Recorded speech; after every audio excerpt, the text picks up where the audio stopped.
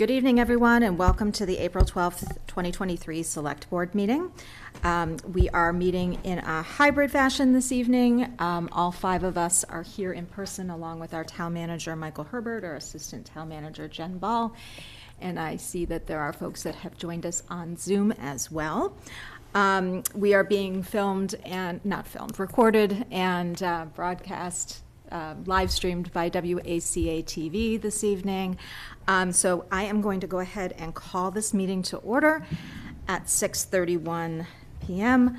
Thank you guys for joining us a little bit early this evening. We do have a very full agenda.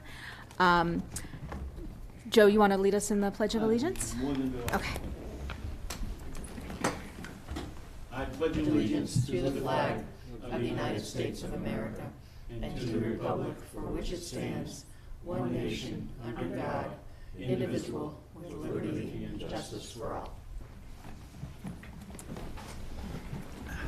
Great. Thank you. As I mentioned, we do have a really full agenda this evening. So when we go into citizens' participation, we'll open it up for public comment, but the citizens' participation at the front end of the meeting is going to be the only time this evening that we're going to allow public comment, just to make sure we get through our agenda in a timely way tonight. So I will go ahead and open this up for citizens' participation. I would also say if folks can limit themselves to 3 minutes, give or take, that would be great, just because we do have quite a bit on our agenda this evening. Yeah, I just want to be clear. You're not mic'd yet. Attorney Mead's on a very strict time limit. Okay. So just want to point that out. I think she does need to leave at 5 to 7. Okay. All right. We will be respectful of that timeline as well. So if anyone on Zoom would like to speak this evening, I ask that you use the raise hand function, and you will be recognized.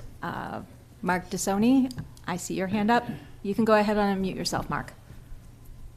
Okay, thank you. Good evening. Good evening, Mark. I saw on the agenda that Senate President Karen Spilka and Jack Lewis is going to be in tonight. Yes. Okay. I don't know if Jack Lewis knows who I am, but I'd like to thank his staff, because they got a bill going in front of the State House for elderly caregivers and the families. And I put a bill out there. And I think Jack Lewis and his staff have seen it. And I just wanted to thank him for putting it forward. And everything else in my house is all set. Straight out. Happy spring. Have a good night. Great. Thank you, Mark.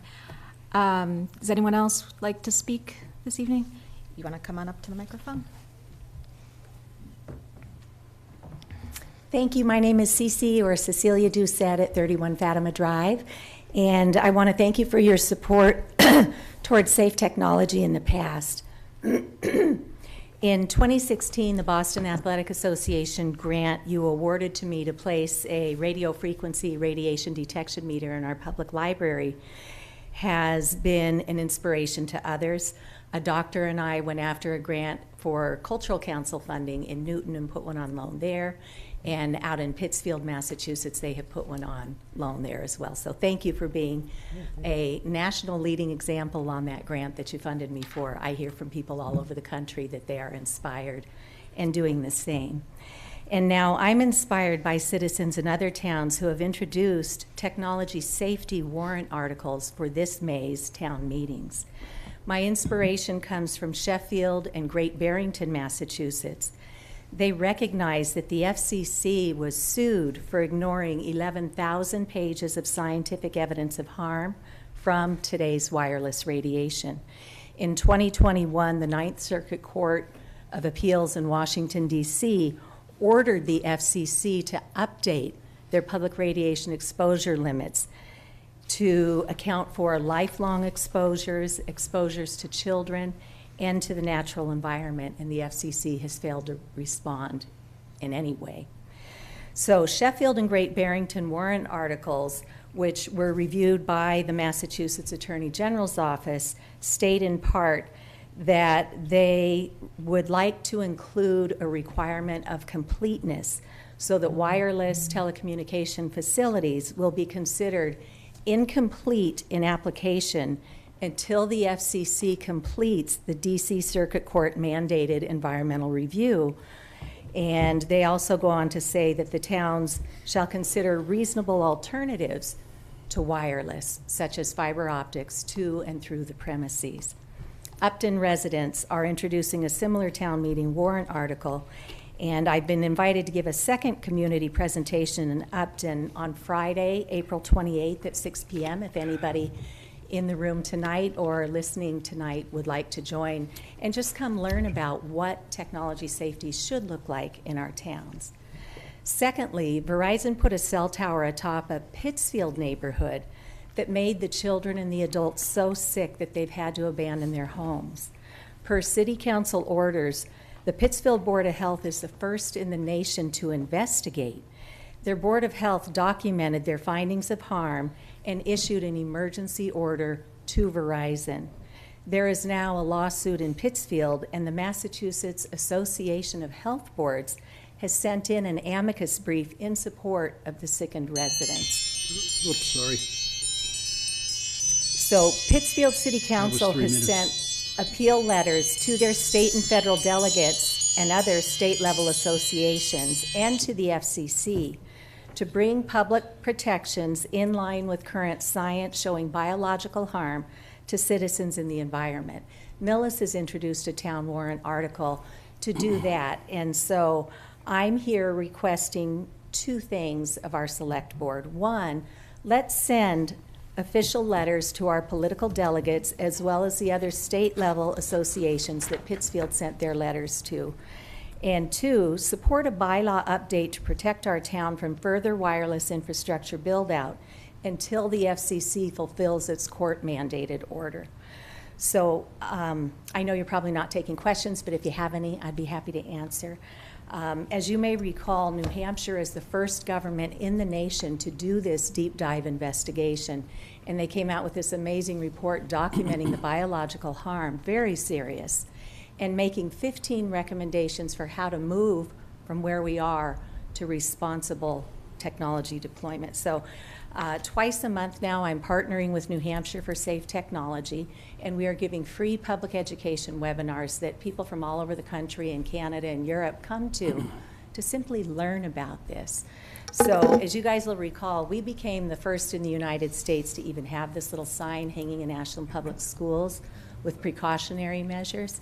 And our work— Cece, I'm Yeah, going to have to I'm ask you to wrapping up right now. wrap it up. Thank you. Our work in that was included in an award-winning film that was part of the United Nations Film Festival called Generation Zapped, and the producer sent me a box of the DVD. So I'm going to give you each one tonight in case you haven't seen it, as well as the invitation to come to these free public education webinars. So I would hope that in the future we can put on the agenda meaningful action to protect Ashland with safe technology. Great. Thank you. Thank you, Cece. And I know we don't have time for discussion, but I think you should follow up with the Board of Health if you haven't done that. Okay. Okay. Thanks, CC. Thank you. Thanks. Thanks, Cece. Okay. So moving on in our agenda, the first scheduled appearance is a legal update from Town Council Lisa Mead, and then we will also do our Town Council evaluation. So I see Attorney Mead is joining us on Zoom this evening. Lisa, do you want to go ahead and just start with an update for the board? Sure, I'll do a brief update.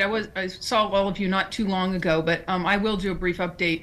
So I will just start off by saying that we were successful in getting the Starbucks litigation resolved. Of course, it's now resolved, so we can talk about it. As you probably know, we were able to do that in pretty amazing, quick fashion. That is not something that typically happens. We estimated to you that it would be 60 to 90 days minimum, and Adam was able to get that resolved in less than 30 days. So I think that worked out well for everyone. The other thing I've been working on more recently is the issues related to Burnham Circle and the stormwater issues up there and enforcing the Conservation Commission enforcement orders. And so we'll continue to diligently work with Becca on that. And then you should also know that the Conservation Commission issued an order of conditions on the Legacy Place changes, which were all reviewed by our peer review consultant and implemented the issues that the board had pointed out several months ago. So that's all moving in the right direction.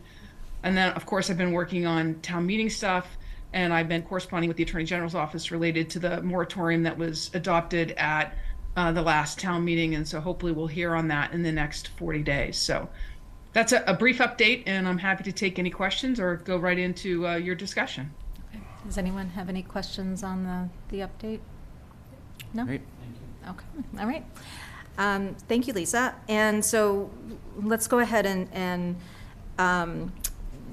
do a review of the town council evaluation. So as folks may or may not know, the town council, along with our town manager, are the two positions that the select board manages and makes the hiring decisions and does reviews on an annual basis. And so we wanted to make sure that we did our town council evaluation.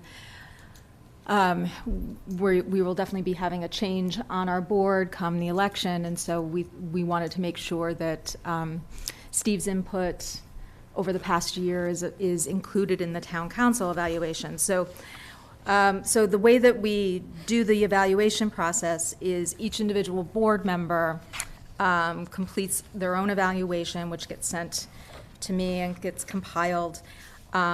There's ratings between a 1 and 5 scale on a variety of questions talking about how the town council encourages members and staff to discuss projects and goals, and in the decision-making process, talking about communication, and seeing town council as a part of our executive team, as well as a few other questions as well, and then some written comments. So all in all the categories, town council has scored at least a 3 in every single question on a scale of 1 to 5. And generally speaking, I'll read some of the comments, but Michael and I sat down with Attorney Mead yesterday to kind of go through this with her, and just wanted to just give some feedback on some of the written comments as well. So the communications, I know Lisa has been attending our meetings every 2 months, and so I think that the comments do reflect that increase in communication. I know that some of the comments talked about working with town boards, specifically the planning board, on a more proactive basis. I know Attorney Mead reviews the decisions that they make, but unless the planning board asks town council to get involved in a particular decision, we're sort of limited to how town council approaches a particular situation.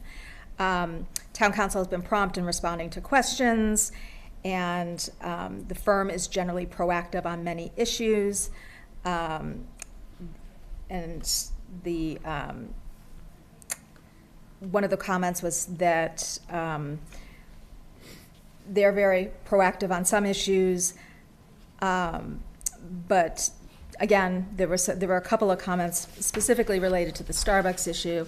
I know that we definitely appreciate the work that Attorney Mead and Adam did with the planning board and us, because as we know that appeal was then kicked back to us to have to manage that process, so we were happy for a quick resolution on that. Michael, is there anything that I'm...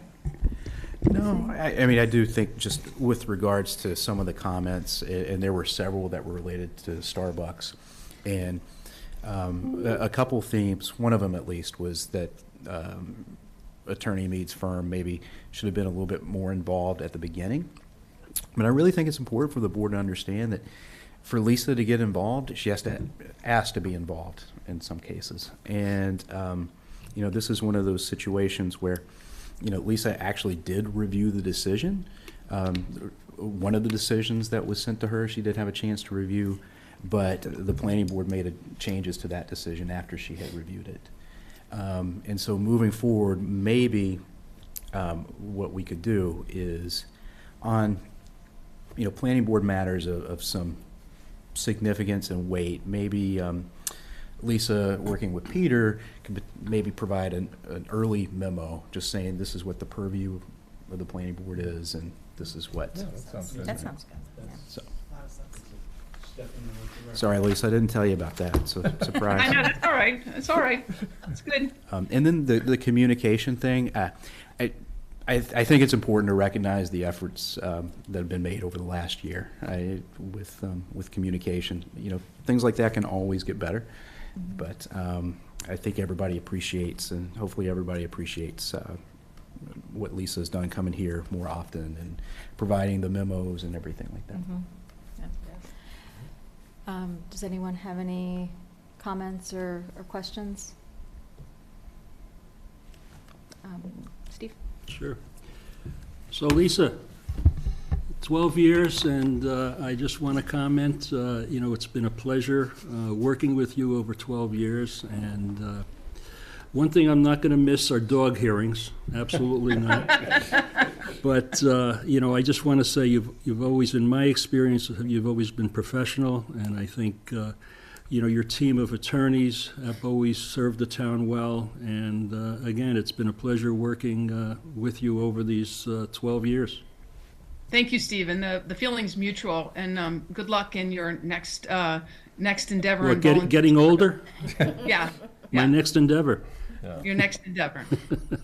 Thank you, Lisa. Yolanda? Lisa, it's always a pleasure working with you. I think you and your firm really bring a lot of information, and I do have to say I have appreciated the fact that you've been coming more this year, and certainly some of the memos that you've been sending a little more proactively. I think that we're going in the right direction in regards to communication. I know when you're the chair of the select board, you're in on a more regular basis. I don't see you that often, so for me, I really appreciate that you've been coming to the meetings a couple times a year to keep us updated, and I hope that that continues into the next year. Thank you, For Lisa. sure. Thank you very much. Okay, go ahead, Vice Chair. Did you want to go first? No, I'll Joe? go last. I'm a caboose. Yeah, thanks. Lisa, I'm glad we're, implementing this communication stuff, so I think that'll help prevent some issues in the future. And I did want to explain, there's some zeros on here. Those are mine. Those are not, that's not grading you at zero. That's issues with the questions or other. And I don't know, Michael, if you have time, at some point address the cost, because the cost effectiveness of the legal stuff might be good, because I didn't feel qualified to answer that one. So so I just wanted to make that clear. And I did, I think generally your firm, I've worked with you for years, and your advice and proactive technique has served us well, I feel. And I'm glad, I think we did identify some issues, whether whose fault or exactly how it happened with Starbucks. So I'm glad we identified those issues and, moving on. So, thank you for your continued service to the town. Thank you. My pleasure. Joe? Thank you, Madam Chair. Lisa, thank you for all the effort that you and your firm puts for the town. Sometimes you and I haven't seen eye to eye sometimes, but that's okay. It's good to disagree at times. It leads to good conversation and productivity.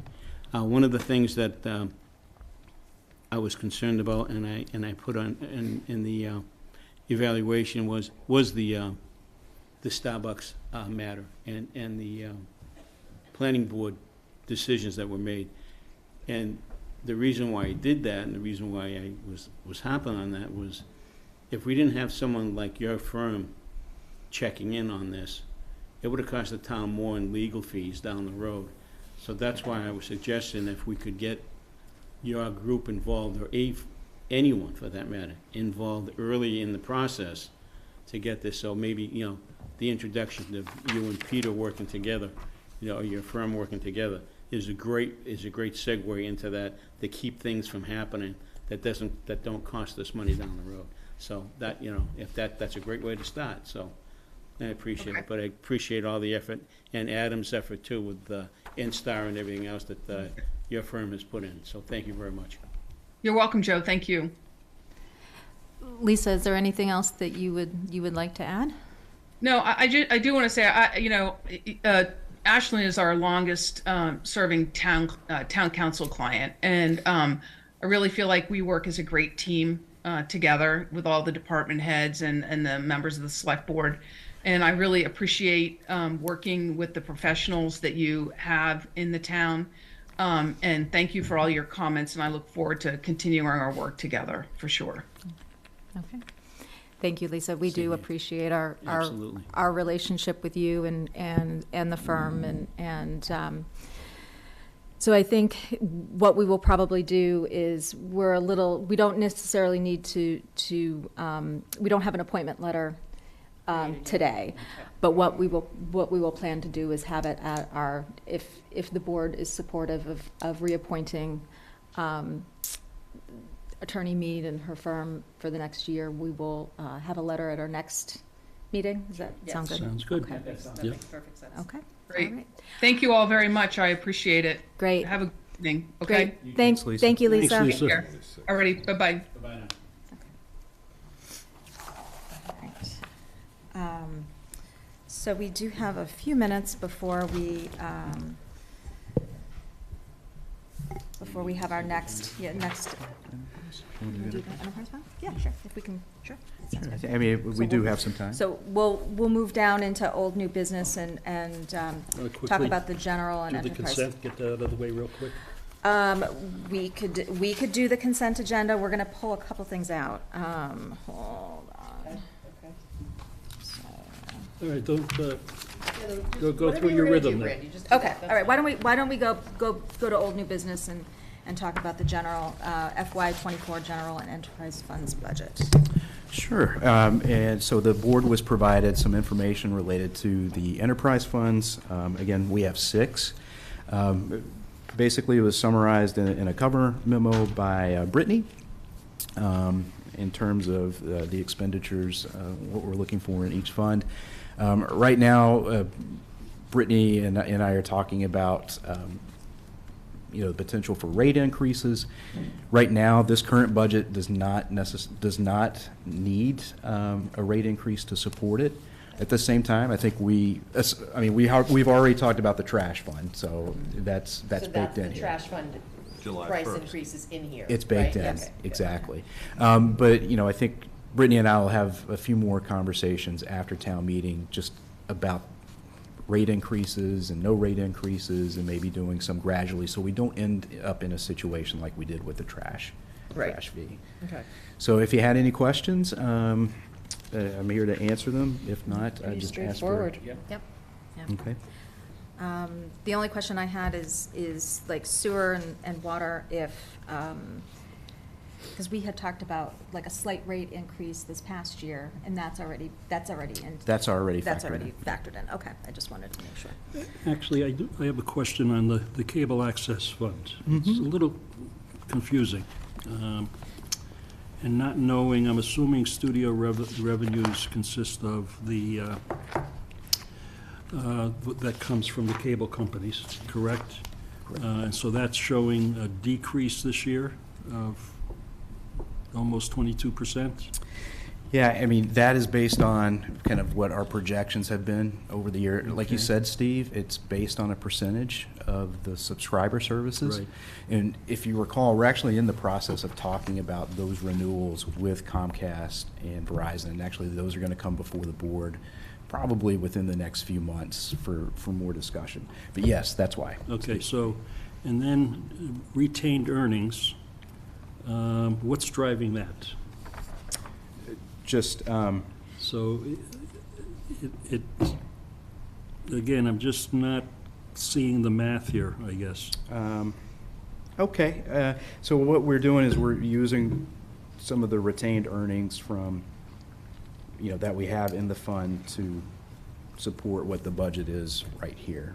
I don't really have too much more detail other than that, but I can certainly, Okay. can certainly We get some more. can, yeah, we can check offline on that then. Just it seemed to me a little confusing, the mathematics. No, I can understand that.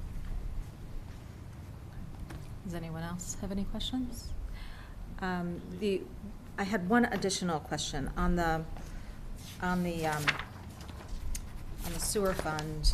Mhm. Towards the end, under capital outlay, Mm-hmm. we have 540,000 budgeted for this upcoming year. Correct. Is that taking into account anything that we may or may not have, like infrastructure issues related to the sewer moratorium, or is that totally? No, it's Okay. totally separate. Okay, So, so, actually, let me take that back. That does include some improvements to some of the pump stations. Okay. So indirectly, yeah, Okay. there's a factor there. okay. Okay. Madam Chair, one quick question. Yep, go ahead. Michael, any direct result of any ARPA monies with respect to sewer projects in town? So this does not contain any Nothing. ARPA funds as Okay. part of that. Okay, thank you. Okay. So you need a vote on The vote the yes. enterprise, Okay. okay, Yeah. okay. I move that we approve the fiscal '24 general and enterprise fund budgets as presented. Second. All those in favor? Aye. Aye. That passes 5-0. Okay, great. Thank you. We have one guest here, but we're waiting for others. So, do we want to talk, do you think we can get through the warrant? I don't think so. No, Maybe we'll do okay. the consent? Let's do the This consent time? agenda then. You said you wanted to pull some stuff out? Yes, so we are pulling A, which is to reappoint Richard Marr to the Housing Authority seat,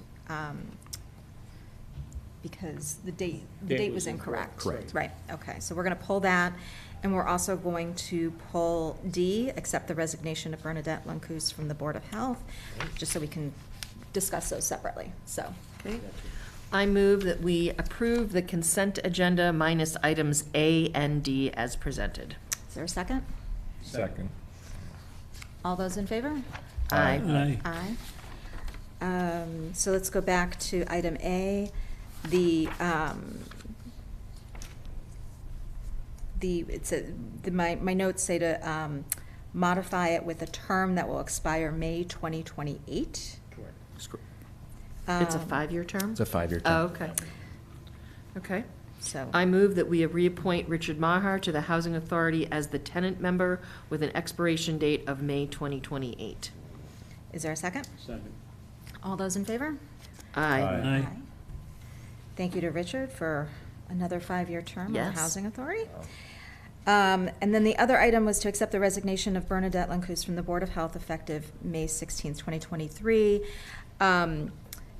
Just because I wanted to just talk about, a little bit about what our process is for, because it won't be on the ballot. Correct. So we will need to do a joint meeting of the Board of Health and the Select Board to do the appointment. So we will probably look to do that right after the election. Right after the election, shortly So- after. Right, it would make sense because we have 3 candidates. Timing was wrong for her. Had she been able to do it a little sooner, then all 3 could have Yeah. run. So, but I just wanted to be able to like talk about that, so we had to pull it Yep, out. makes sense. Pull it out of the consent Okay. agenda. I move that we accept the resignation of Bernadette Luncus from the Board of Health effective May 16th, 2023, and thank her for her service. I'll second. All those in favor? Aye. All right, thank you, that passes 5-0, and thank you to Bernadette. Okay. Okay. Yeah, sure, yeah, we can. I'll ask Okay, him. all right. Sounds good. We're just checking with our guests to see if we can Okay to start a start little early? early. But I want to make sure, like, Yep.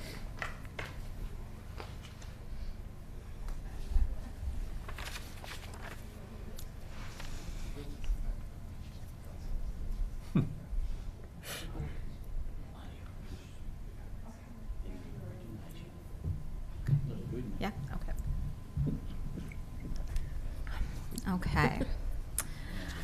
All right, so our next item on our agenda was scheduled for 7:10, a legislative update from Senate President Karen Spilka and Representative Jack Lewis.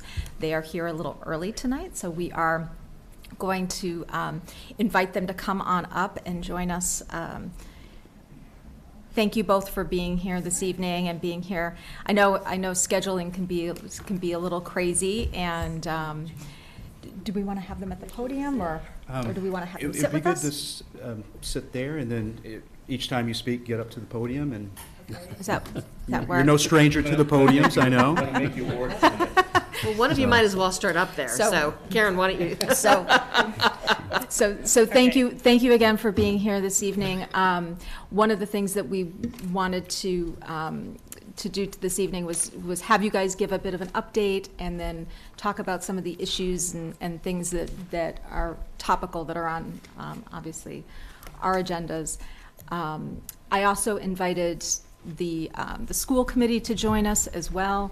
I see Paul Kendall here from the school committee. I know that they had some conflicts on their end, so they don't have quorum, but I did want to make sure that if there was a question from the school committee, that we were including like the whole Ashland community in the discussion as well. Okay.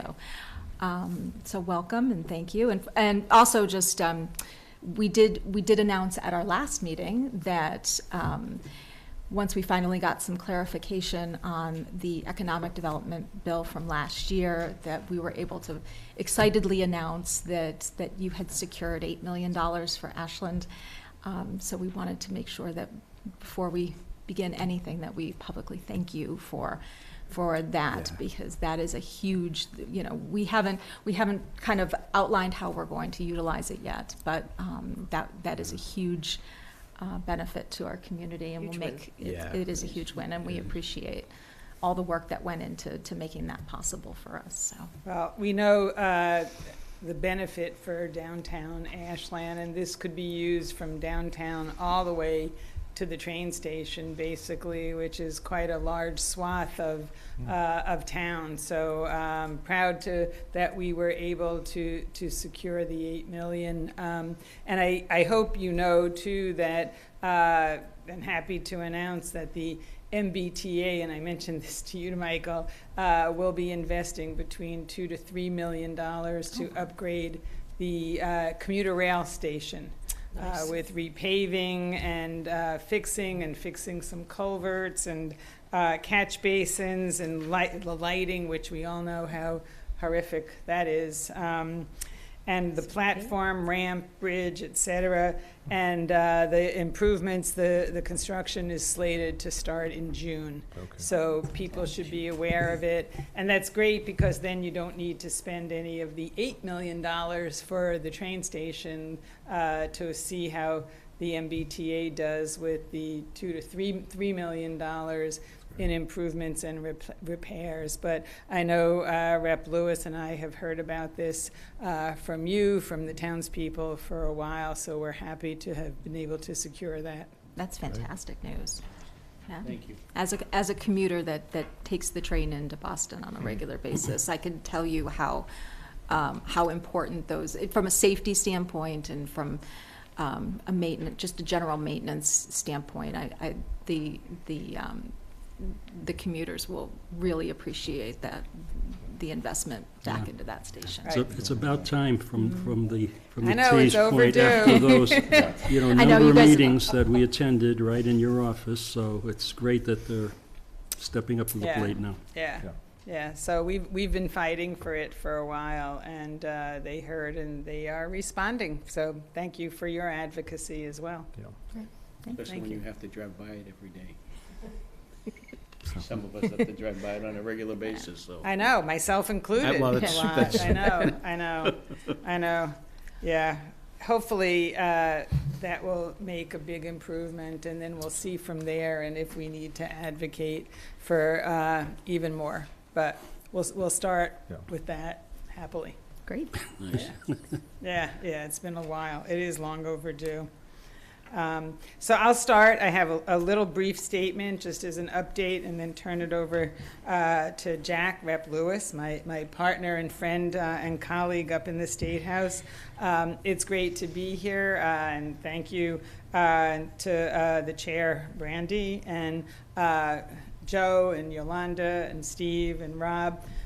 Michael, Jen, thank you for all that you do on behalf of the town, not only every month, but day in, day out. Prior local official, we know how difficult the job can be. People don't always realize, but thank you so much for all that you do. And thank you to the school committee, whoever is listening. And I actually see Chief Rossi. Great to see you, and Paul Kendall, and maybe other finance committee members. It just highlights what a team effort this is, and the collaboration, and this is what makes Ashland such a wonderful town to live in. So thank you to all of you who are either here or on the remote participation. It's great to either see you, see your name, or know that you're participating, and thank you. So I do also want to just note that somebody from my team, is Karen Edelman Foster, is here. So head of the district team. So if anybody, I hope everybody knows Karen. If you have any questions, clearly there's Karen, there's Susan Nickel, Dennis Giambetti, Momina Hadre, and Jessica De Benedictis, Ashland's own. So, you know, we have a great team here, yeah. So just quickly, brief, and I think all of you know this, Governor proposed her budget in March. The House budget was released today, good timing. I'll leave that for Jack if you have any comments on it. It's still very new. They'll be debating their budget shortly. And then the Senate, the next step would be to release and do our budget the end of May. So hopefully by the end of June, first week in July, our budget would be completed. But in the process, as this goes, I hope you realize you're getting a feeling as to what the floor are for some of the things and how to proceed. Just to let you know, the upcoming fiscal year, our growth is expected to slow down. We have been lucky as a state. We have weathered and come out of COVID better than many other states. There still are a lot of residents that are struggling, and so we are very wary of that. There is a forecast of a 1.6% revenue increase during fiscal 24 from 23 to 24. So that consensus revenue projection of what the state would take in revenue is $40.41 billion. This is compared to fiscal 23 when it was projected to be a 2.7% increase. So we've gone from a 2.7% increase to a 1.6, just to give you an idea. And as we craft our budget, clearly municipal input and input from all of you is very important. And I again thank you, and Michael and Jen and all of you for your close contact, your collaboration, and letting us know what is important to you and where we might be able to help the town and what the list of needs are. So please let us know, of course, if there's any changes, additions, we will do the best we can. You know, concerning the 23 budget, the budget that we will end in June, starting a year ago, I prioritized fully funding municipalities to make sure that Ashland had the means to support all of your initiatives.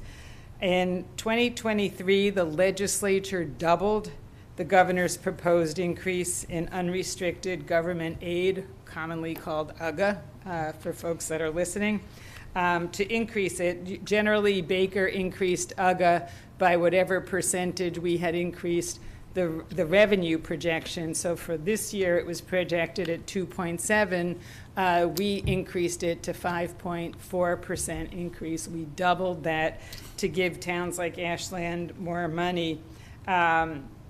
So it totaled more. Ashland's unrestricted aid was 1.56, which was a 5.4% increase over the prior year.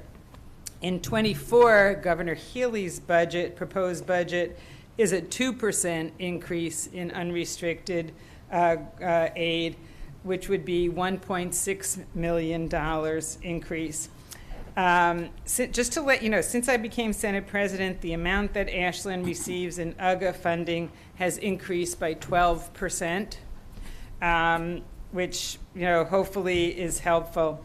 For education, the legislature continues to deliver on a promise to fully fund and implement the Student Opportunity Act, the K-12 funding formula. And with that, I have to say, I think all of you note that's what propelled me to run originally for the legislature to change the formula. And I do want to note and acknowledge Ms. Claudia Bennett, who's here, who served on the school committee with me during that time period when we started fighting for the change of the funding formula to make sure Ashland got what it deserved to get in state funding. So I want to recognize Claudia. And at that point, too, it was Harry Henchy of the school committee, some of you may remember, and for his advocacy. Chapter 70 for fiscal year 23 was $9.73 million. It was a 21.4% increase over the prior year, and a 59% increase since I became Senate President, a 59% increase in Chapter 70 for Ashland.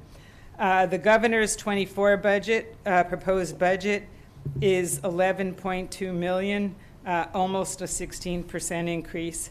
In addition, Ashland received $1.24 million in federal ESSER dollars. That was the funding that the federal government gave our cities and towns for education aid. And I just want to note, according to the State Department of Education, there's still almost $800,000 there. I don't know if that jives with what you all have. So if there's anything we can do, I think the criteria is the same under the federal or the state or city and town funding has to be allocated by 24, spent by 26. So again, if there's anything we can do to help facilitate that, please let us know. Turning our attention to special education in recent years, the legislature has fully funded the special education circuit breaker reimbursement, and just in a nutshell, you can expect for that to continue. So that's something that we will do. In fiscal year 23, this Massachusetts Department of Education projects that Ashland will receive a total reimbursement of $1.34 million through the circuit breaker. I also want to highlight that through the budget, we were able to put $6 million for social and emotional learning for schools because we recognize the needs particularly that were there before COVID and then that were just worsened so much by COVID. I was able to also secure $500,000 for the mental health needs for schools in my district. And I want to thank and congratulate Ashland for participating in the opportunity to access some of those funds. And Ashland received $71,000 through that funding, which hopefully helped. And we will continue to advocate for that. Speaking of education, I just wanted, I don't know if Superintendent Adams is listening or if he's on. I want to thank him for sending me the Ashland Public Schools budget book and commend on making the document very easy to go through. Seriously, I know how thick they can be, both literally and figuratively, but it was very easy to read and accessible to the public. So thank you very much. Transportation, we did a transportation bond bill for more than $11 billion in bonds for critical infrastructure projects across the state. Do want to mention that we were able to get some for the commuter rail station and $500,000 in bond authorization for improvements on Route 135 near the Ashland Community Center. That area, again, I want to remind you, bonds are not cash, they're not automatic. If it's something that Ashland wants to take advantage of, let us know. We will work with the administration to try to release some of those funds or fight for all of them. We know that intersection is difficult. You know, just like the commuter rail station, I go through that intersection a lot. And getting into it and through it itself is really difficult. So if there's something we can do, if that's something that Ashland we want, we can work with you on that. Ashland's Chapter 90, which is something that goes directly to cities and towns, fixes the roads and bridges in the cities and towns. We allocated $200 million for it, and then because the winter was bad, we advocated and we successfully pushed through additional funds, which Ashland got in addition to its $470,000. Got an additional $260,000 through that extra line item, that extra bill of the extra Chapter 90 to fix potholes and just the roads that were all across the state in terrible shape. The House passed a Chapter 90 bill. We passed our Chapter 90 bill. There's only one thing that's different between the two bills. The Senate added a provision I had been hearing from a lot of the Western Mass delegation senators about the need. You know, we know when we get Chapter 90, and I've heard from you and others, that it's hard to cobble together money to do anything even major or medium size in a road and bridge project. In the western part of the state, it's even harder, but they have a lot of needs. So we added a small piece that would help what I believe regional equity. Coming from this area, how long did we fight for the RTA, for funding for so many things and regional equity? So trying to keep that in mind for roads and bridges across the state as well. That's the only piece that's different, so I'm hoping we can resolve that soon and the Chapter 90 money can flow to our cities and towns. Just to mention too, at the end of last year, we did an economic development package to assist with energy costs. It was a very large bill. Ongoing transportation needs, and invest in our state's small businesses. I know Ashland small businesses benefited from some of these funds, so that's great to hear. It also helped fund some of our caregivers, healthcare systems, affordable housing, climate change mitigation, and so many other areas of our economy and our state. And that's the bill that also helped pay for the $3 billion in refunds that we sent out to our taxpayers in the Chapter 62F tax relief that you all, I'm sure, heard of the end of last year. So we did that. And in addition, there were other local priorities, $75,000 in cash for the development of a strategic plan to advance DEI in Ashland. Commend you for that. Great working with you for that. And then $25,000 in cash for decisions at every turn for substance misuse prevention program, something that all of our communities are working on, and I commend them. Just in a nutshell, the other, just a couple of other things that major bills that we did last year. We overhauled Massachusetts mental health laws and mental health structure, something that I personally am particularly proud of. It's been a priority of mine for many years, and this bill was such an omnibus overhaul and reform. it propelled Massachusetts to first in the nation in the provision of mental health care. It finally made mental health care on parity with physical health. We had the laws for parity, which means it's treated the same as physical health. It's doctors treat it the same. Health insurance, the reimbursement costs would be the same. So if you go to a doctor for a checkup for physical health, the same would be paid for a mental health, which has not been the case across not only Massachusetts, but the country.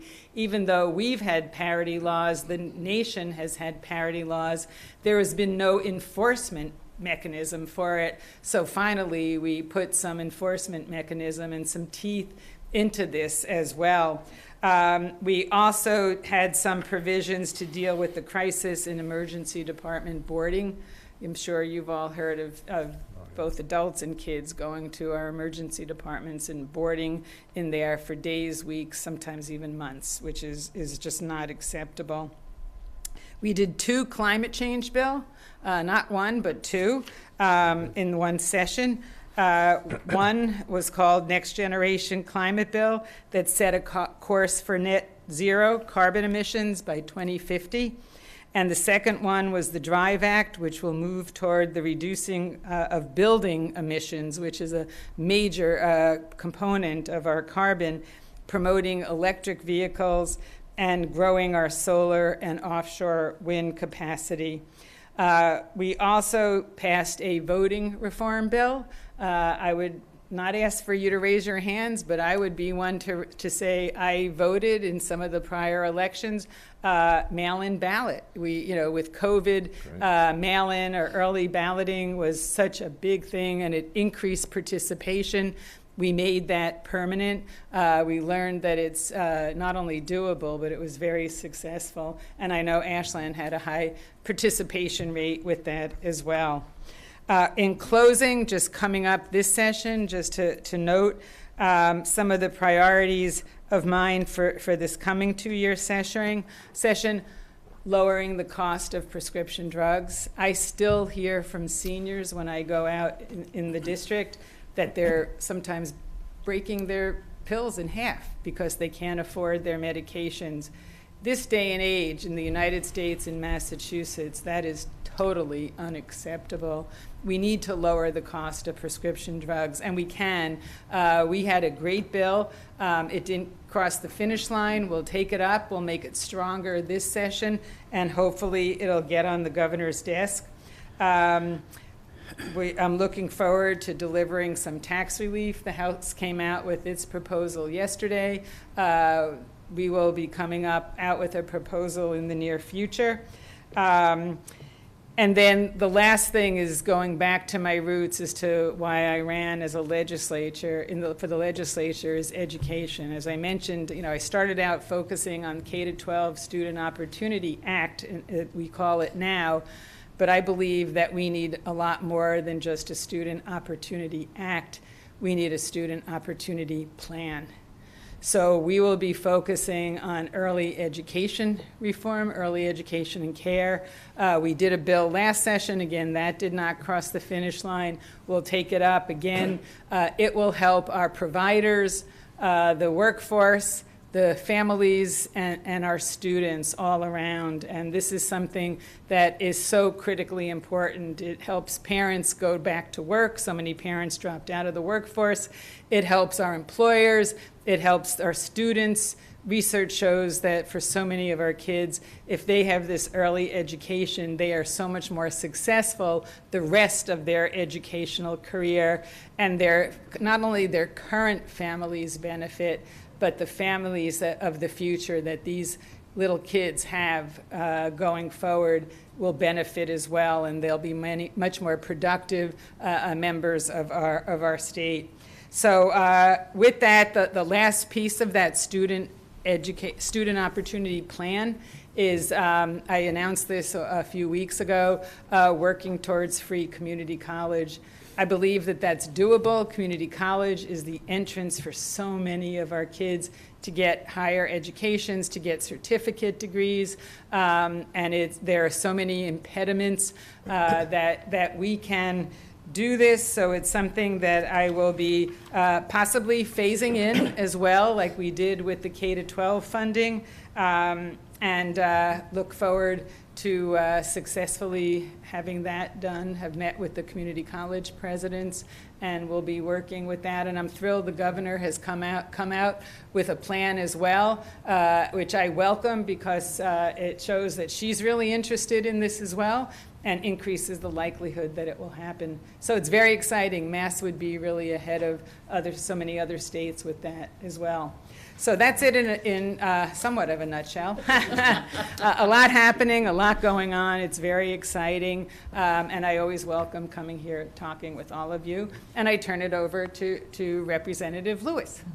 Thank you.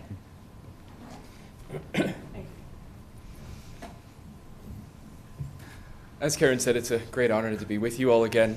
I know finding a time that works for everyone's schedule took a little time, but I appreciate your patience. Karen, it's an honor to work with you. Ashland's in the Metro West area, just so lucky to have you. And I love all my colleagues equally, but having you as a partner, wouldn't trade you in for anybody. It's really to all of you. Some of you I see once a week at the Senior Center, almost every Monday at lunch. Some it's maybe once a month at the Senior Center. I love the Senior Center, if you didn't know that. But others, our paths cross as the farmers market comes up. I'll see you all nearly weekly. But I want you to know how appreciative we are, how accessible you are. If you have a thought, none of you are shy about shooting me a quick text or grabbing me in the kitchen or floating an idea. The fact that you take the time, if you have a thought or a concern or you're hearing something on the street that maybe I'm not hearing myself, you're not shy. You let me know. And Michael, I'll shoot you a text saying, do you have a quick second? And you always give me not only the quick second, but knowing my personality, several minutes. It might be the next day. It might be the next day, but sometimes those texts are late at night, and I'm talking to you as you drive to work the next morning. But it doesn't go unnoticed, and I know that there are big issues before us, and as it relates to government and politics, no one ever agrees 100% of the time. But having a community where I know its elected leaders take the time to reach out and to have the important conversations just means the world to me.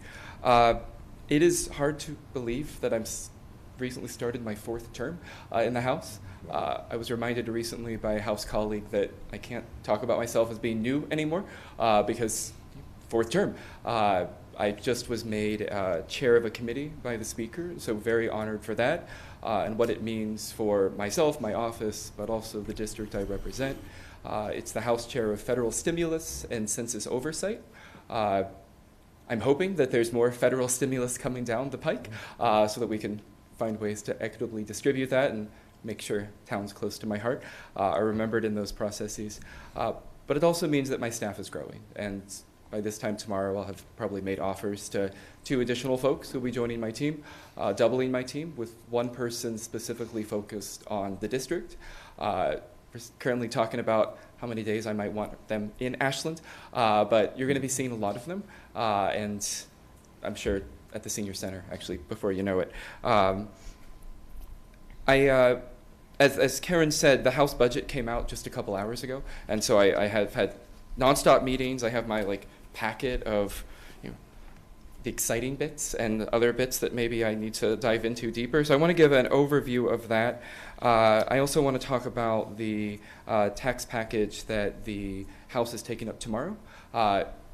We are all taxpayers, and so you're going to hear about it. It affects all of you. So while it doesn't immediately affect the town per se, you might get emails as people are trying to figure out who they're happy or not so happy with, and feel free, as always, to send those people my way.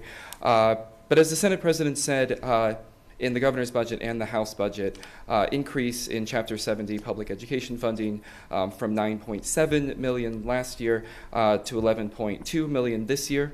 And then in the ULGA, or the unrestricted funding, up from $1.5 million last year to nearly $1.6 million this year.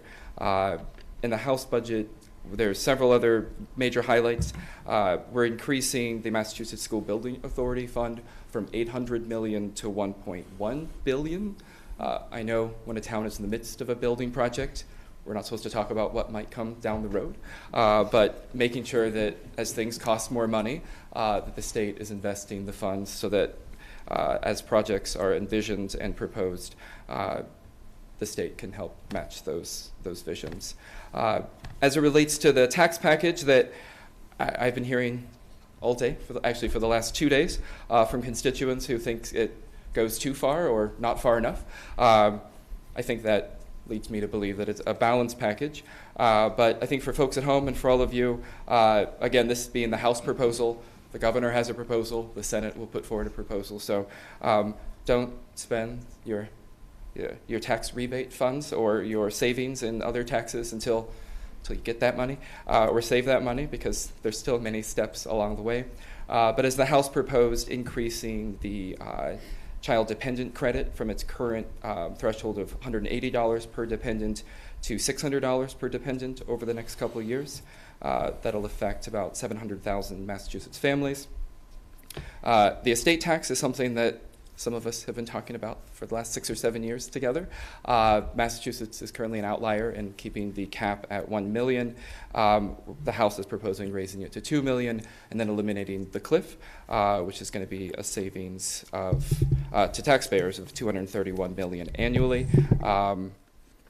As it relates to circuit breaker, the senior circuit breaker, currently it is at $750. The House is proposing doubling that to $1,500, increasing the rental deduction from current $3,000 to a new level of $4,000, increasing the earned income tax credit from 30% of the federal definition of poverty to 40%, which will help approximately 400,000 taxpayers with incomes under $57,000. For folks with a lot of money in the stock market or maybe day traders on your lunch breaks, the House is proposing lowering the short-term capital gains from 12% to 5% with a 8% sort of pause over the next 3 years. So 12%, 8% down to 5%. Again, as I said, some of these proposals have some people very excited, others making the argument that they're going too far, but I overall think they're quite balanced. And lastly, as it relates to single sales factor, the House has proposed revamping how the tax structure works. We're hearing from a lot of large corporations that are headquartered in the Metro West area that it's hard to continue to be competitive as they potentially are having to pay taxes multiple times in multiple places. So very grateful to the folks at the 495 Partnership and other Chamber of Commerces who have not been shy about articulating what changes would be helpful to businesses to keep them right here in the Metro West area. Those are all my prepared remarks, other than to say, please continue to reach out. Our office, during the pandemic, I would say 90% of our efforts were on constituent services.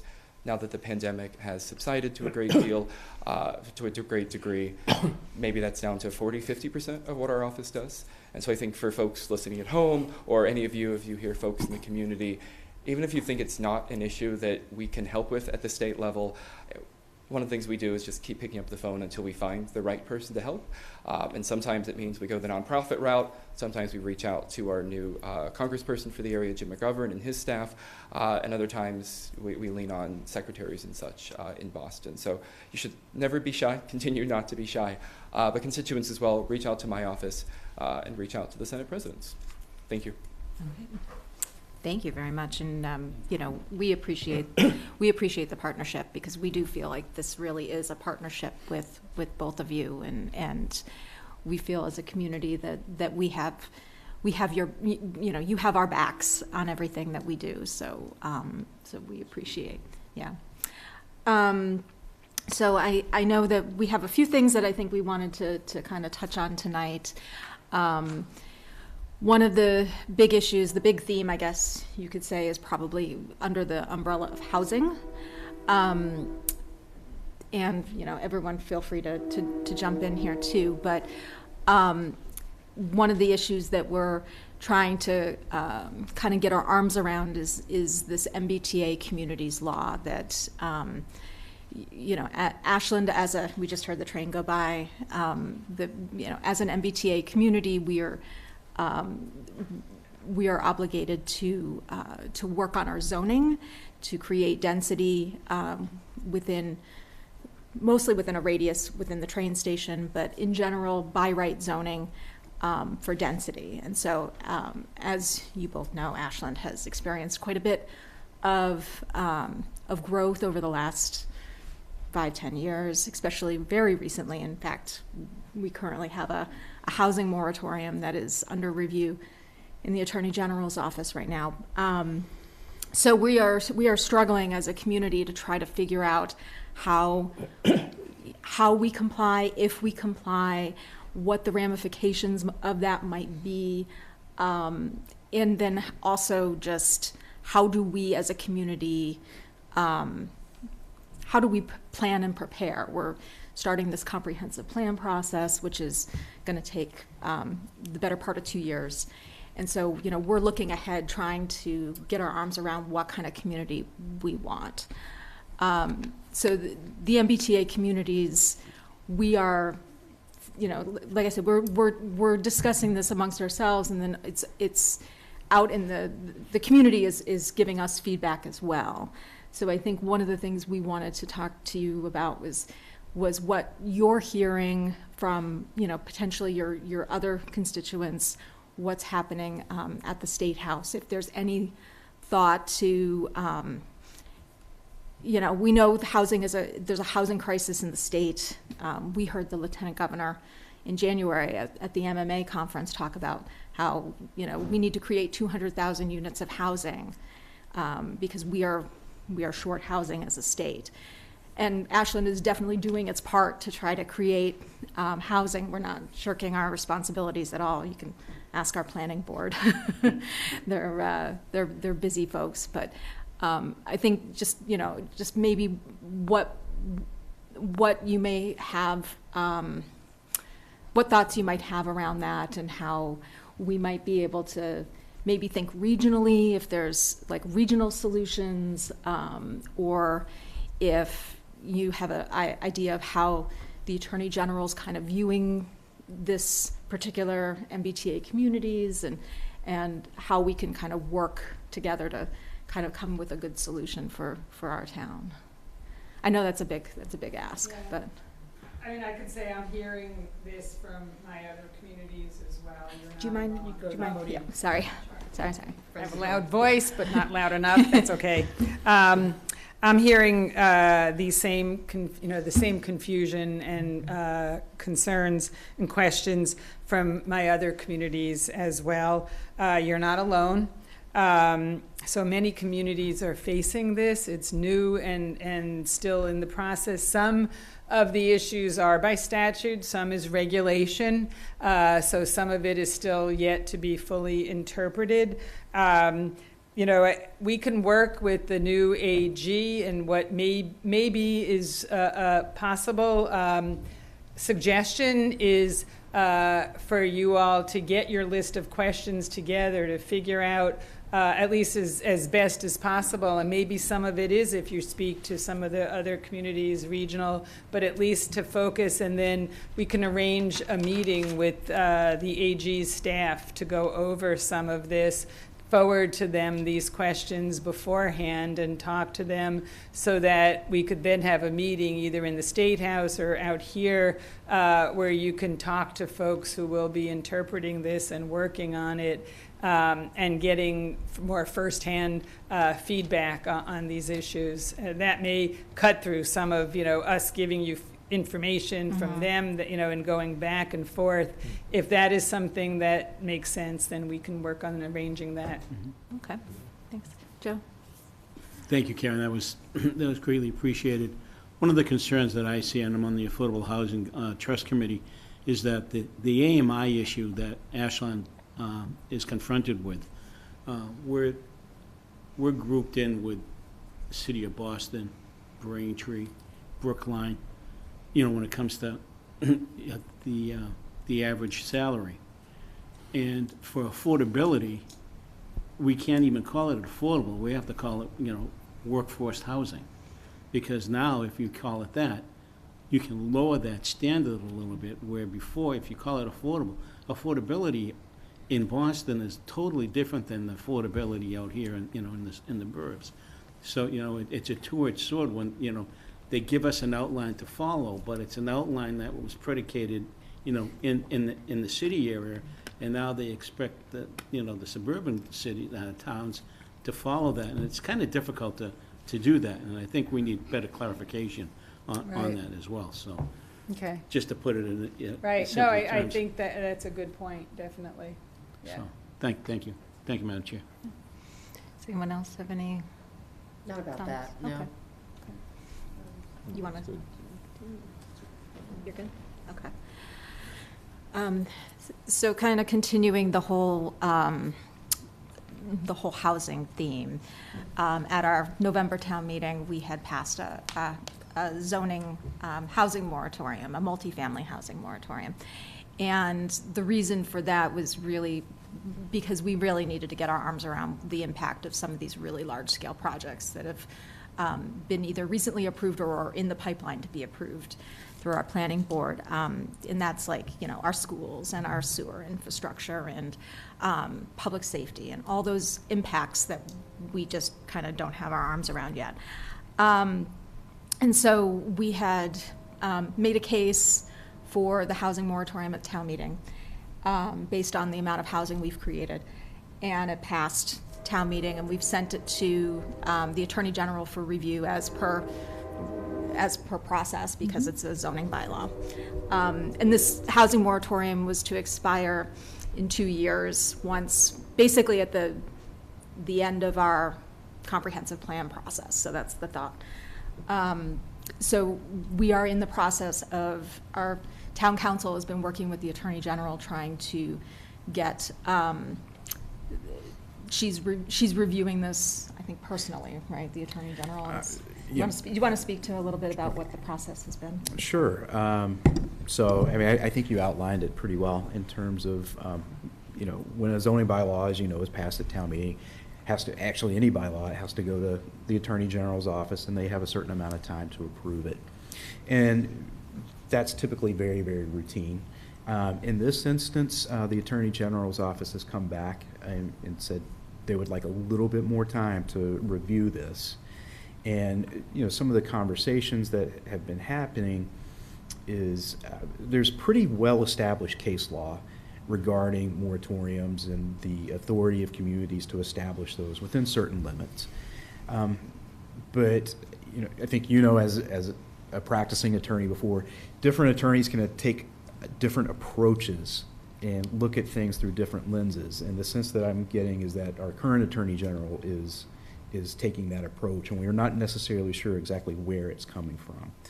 So I do, we feel, including our town council, feels very solid from a case law perspective, but we're very interested to see how this will play out, because this will be probably one of the few times that a housing moratorium has been struck down, if it is struck down, and I think that has larger ramifications across the Commonwealth, especially as we enter into these discussions about the MBTA communities law. So I think it's just important to have on your radar, and understanding that they're separate constitutional and offices and have different powers and authority. So yeah. Yeah, I don't know what their thinking is at this point. I know, some communities I've had or been in the area have had moratoriums. I don't know if housing being such an incredibly strong focus with the administration and the AG right now, that is a focus for everybody. I don't know if that, I haven't spoken to her about this. It may be something that she's willing to talk to us about. We can see with that as well. All right. Thank you. Good So, solution. we can try to follow up with that, the bottom line. Thanks. And I just kind of to capstone the MBTA zoning thing, and I think some of our concerns really come down to the fact that we do feel like we've done our part in terms of housing. We've increased housing units we've gone from 6,500 housing units to 7,500 housing units in a 10-year period from 2010 to 2020. Since that time, we've permitted 500, over 500. So, I mean, going from 6,500 units to 8,000 in a 15-year period is a pretty significant thing. And it's we just hope, again, as this discussion evolves, that communities that have made these efforts and have taken the arrows for supporting some of these projects, hope that gets taken into account as they're reviewing some of these regulations. So I have a non-housing question. You can ask a non-housing question. I've got a non-housing question. But first of all, I'd just like to acknowledge all the work that you do, your advocacy for seniors especially. I appreciate that, Jack. It's always a lot of fun at the Monday lunches, the monthly breakfasts, and the banter that goes on. I especially enjoy the State House gossip, by the way. But there's been a series of articles recently about migration out of the states, and trying to get a handle on how serious a problem it is. If we're talking about young people migrating out, if we're talking about highly educated people moving out of the state. I know there's an article today about Republicans moving out of the state. You probably applaud that one, but but how serious? What's that? All the millionaires are leaving. So, well, that's not clear whether that's the case or not. But I think a lot of the it seems to me that some of the tax relief ramifications are related to that in some way. The capital gains and so on. But what's your sense of this, and how serious a problem is this migration from the state? I mean, I think it doesn't bode well for an aging population, I guess. So it's interesting, as the House is prepared for the tax vote that we're taking tomorrow, I've been in many briefings where some very smart professionals have made that argument that folks are leaving, and then an hour later I'm in a different briefing, people looking at the same data, it's and confusing. like, hey, no one's leaving. Or yes, people are leaving, but it's a similar ebb and flow. I can tell you as it relates to the millionaire's tax and higher earners, that is definitely one of the reasons that we're exploring the tax relief package tomorrow. As somebody who advocated for the Fair Share Amendment, I don't want to see us go from an additional $1 or $2 billion in our budget to then that all going away. But I think the proposal the House is taking up tomorrow is balanced. And actually, one of the conversations that we had as a Democratic caucus earlier today was about the numbers of, somebody proposed that some folks are advocating or saying that the millionaire's tax is going to lead, I think it was $700 million leaving our budget, or leaving the state each year, that tax revenue leaving our state each year. And one of the proposals around the estate tax, the hope being that if we lowered the threshold or raised the threshold for the estate tax, that yes, some of those folks may still leave, but if folks stay back, then maybe it's best to give some tax relief, and maybe in the end, things will be more balanced. It is, the governor is very committed to being competitive. I mentioned it earlier today with colleagues. Her tax proposal is actually to the right of Governor Baker's in many ways. Some of the tax cuts she's suggesting actually go further than Governor Baker suggested, further than the House explored last session. So it's interesting to, you were joking about party politics, but setting that aside, this governor wants Massachusetts to be as competitive as possible. I know House leadership and the Senate president has mentioned the same. The question is, how do we do it so that it's not just a major giveaway to folks who doing quite fine, and for the House, balancing it with rental assistance, the senior tax circuit breaker, and other supports. I think the bill we're going to pass tomorrow is going to be a great one. Time will tell if folks actually follow through on the threat to move. I know some folks have been threatening to move for a very, very long time, but they realize that schools here are great, and living in Massachusetts is great, and that, yes, we sometimes pay more than folks in other states, but we get something back in return. So I'm optimistic that most folks, including folks like myself who intentionally moved here, have no intention of leaving. Yeah, thank you. I think the more concerning, for me, the more concerning component is for young people who move out of this Commonwealth. And you know, I met with actually a whole large group today to talk about what might Massachusetts do to increase our competitiveness and make it more appealing for all age groups, and talked to some extent about those who come here or are here for college, and then we want to keep them here.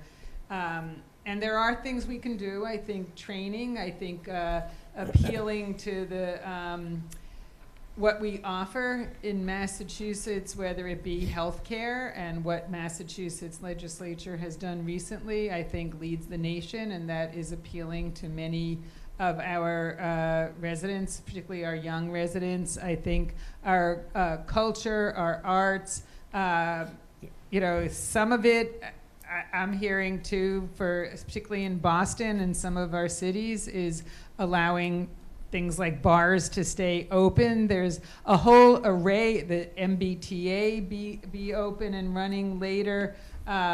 First running, I guess might be, it's a step, but hoping the new general manager is wildly successful.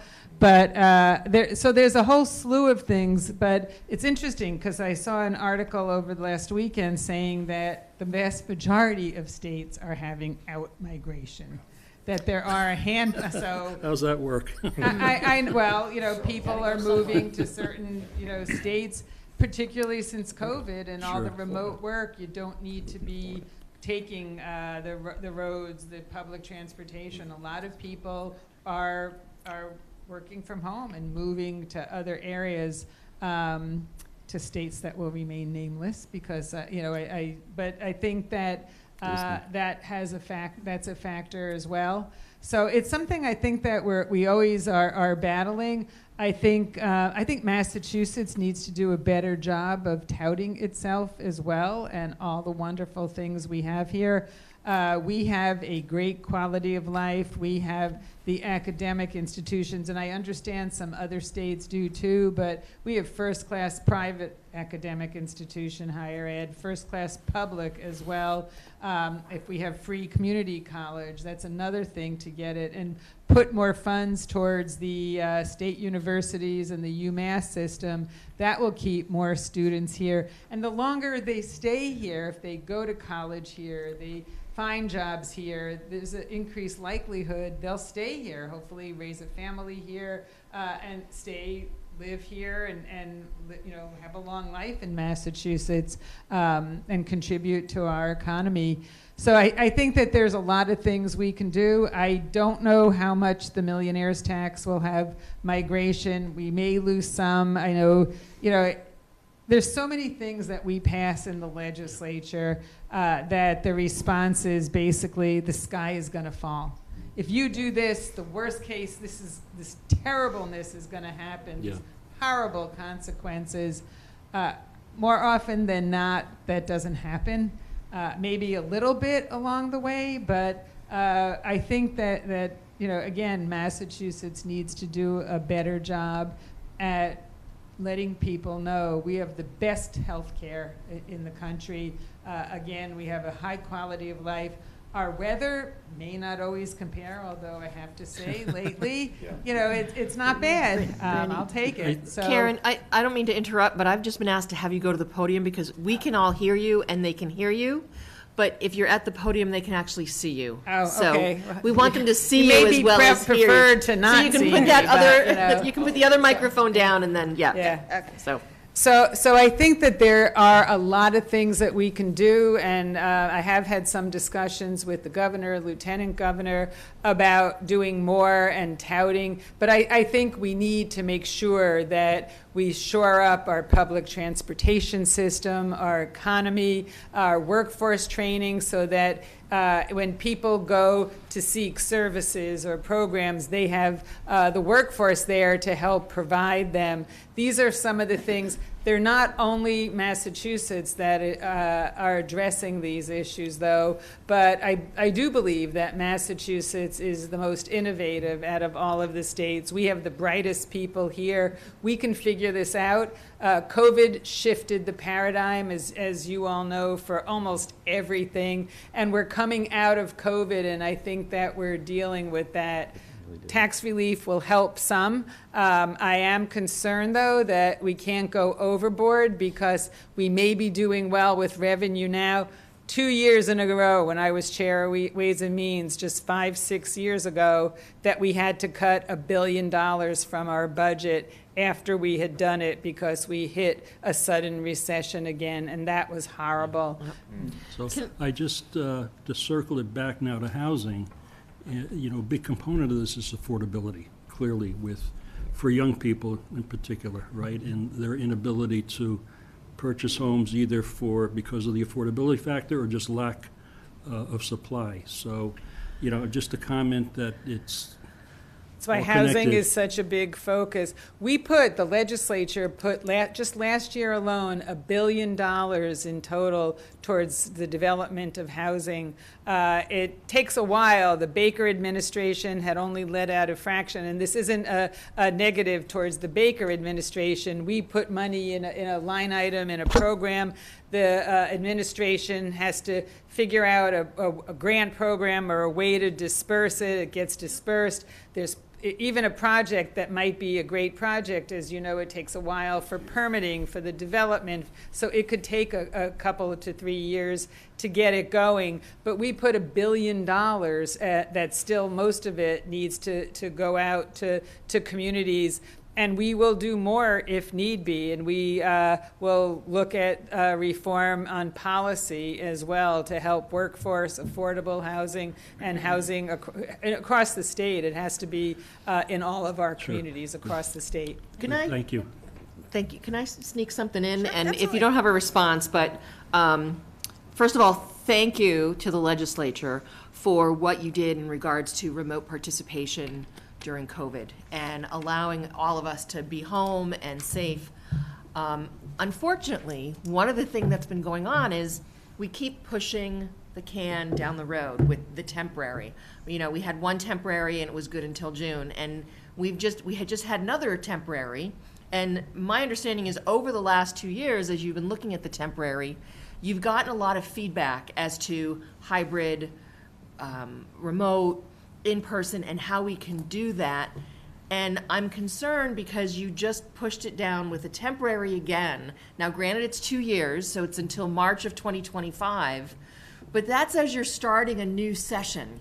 So is there a possibility that you won't wait until March of 2025 to have the discussion so that when that new session starts in 2025, it's not a what's going to happen? Because I know for ourselves, and I've had a number of discussions with many other communities as part of the Metro West Regional Collaborative, as part of MMA, as part of MAPC, the temporary, not knowing when it's going to happen, and you then have to sort of say, okay, we're going to go this way and we're going to go that way. And again, if you don't have an answer, I get that, but I'm hoping it's something that can be resolved before the end of this session, so we're not sitting in March of 2025 and then see another temporary get forward, so.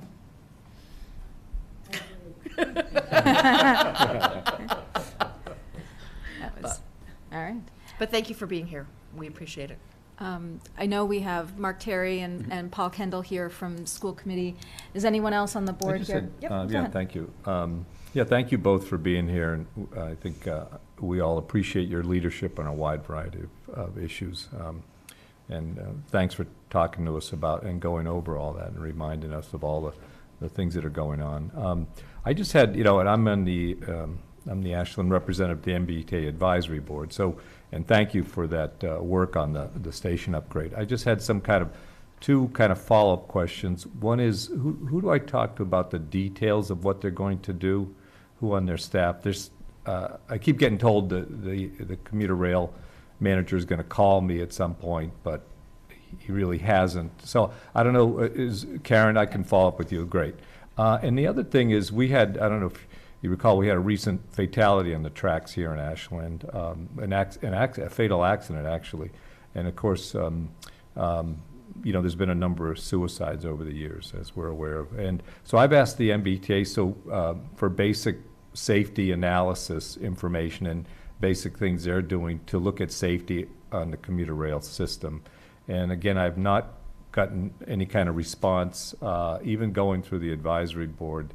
And so I don't know, is there someone on the staff that would be good? They do mention Dennis a lot. Should I follow up with Dennis on this? Or I'm just waiting for Mike Muller. He's supposed to get back with, you know, what has been their safety plan. They've done a number of reports. I've asked for certain analysis and follow-up reports, but have not gotten that. Whenever So, you ask for things like that from the T or any other state agency, let us know so that we Great. can follow up and make sure that they're able to deliver. great, thank you. Can I, Madam Joe? Chair? Sure. Just, briefly, I just want to say thank you to both of you for all the hard work that you do to not only represent us, but provide the town the necessary funding that we can do to make things a lot better for the town. I also want to thank Karen for her efforts over the years. There's never been a time that I've needed not to talk with her. She's willing to, you know, take a phone call. And most recently, Jack, you did the same. I sent an email out. A town resident was in some dire need for assistance. They came to me. I said, I'll reach out to Jack. That same afternoon, when I sent the email out, he got back to me and said, we'll take care of it tomorrow. That's the type of action and leadership that we are accustomed to. And I just wanted to thank you very much, because that person was ready. She was in tears, because she didn't know where to turn to. So thank you on behalf of her and for us, for all you do for us. Thank you. One last thing. You talked about the revenues being, you know, not coming in as much as you'd like them to. I know recently you folks passed a bill, and all I'm seeing on TV now are these commercials for Bet, FanDuel, you know, MGM, and all of these. Are you seeing how much revenue is coming back to this, or is it too early to make any judgment on that? Yeah. You go to the podium, whoever's going to answer, just so, again, so that our viewers at home can see It's you. a little early. The projections are all over the place. I mean, this is not something that I personally thought was such a great idea. I still believe that those that can least afford it end up losing the most money, but Don't people disagree. wanted it. We passed it. They're still implementing it. There were projections anywhere from 20 million to 60 million or something, but you know, the money is still coming in. It's still new, so we'll see. Well, I appreciate the legislature not allowing betting for the Boston Marathon. Yeah, and Very I wise think choice. the commission needs to take a better look at some of the advertisements and where they're placed, so that they're not inducing our young folks to this when they shouldn't be there. And I'm already tired of them on TV and Twitter. You know, you look at anything and that's all you see are the ads for Yep. Yeah. for this. Oh, so. yeah, for sure. Getting sick Thank of you. seeing Gronk. Appreciate your response. So we do have Mark Terry and Paul Kendall here from the school committee. We just went through a budget session with school committee and finance committee for our budget for town meeting. I know special education is top of mind, but wanted to make sure they had a chance to ask you some questions as well. Thank you, and thank you both for being here, for everything you do, and thank you to the board for giving us the opportunity to be here as well. Mark Terry from the school committee, but really just asking a question. You know, one of the challenges that we really are concerned about on the school committee is the supply of teachers. And I'm just curious whether there's anything that you're looking at to try to enhance the pool of quality teachers. Obviously, there are labor shortages throughout the economy, and I think we all know that. But there obviously is, I think, a fairly significant national shift going on in the education arena, K-12, and just curious as to what kind of discussions might be going on at the State House about that issue. Thank you.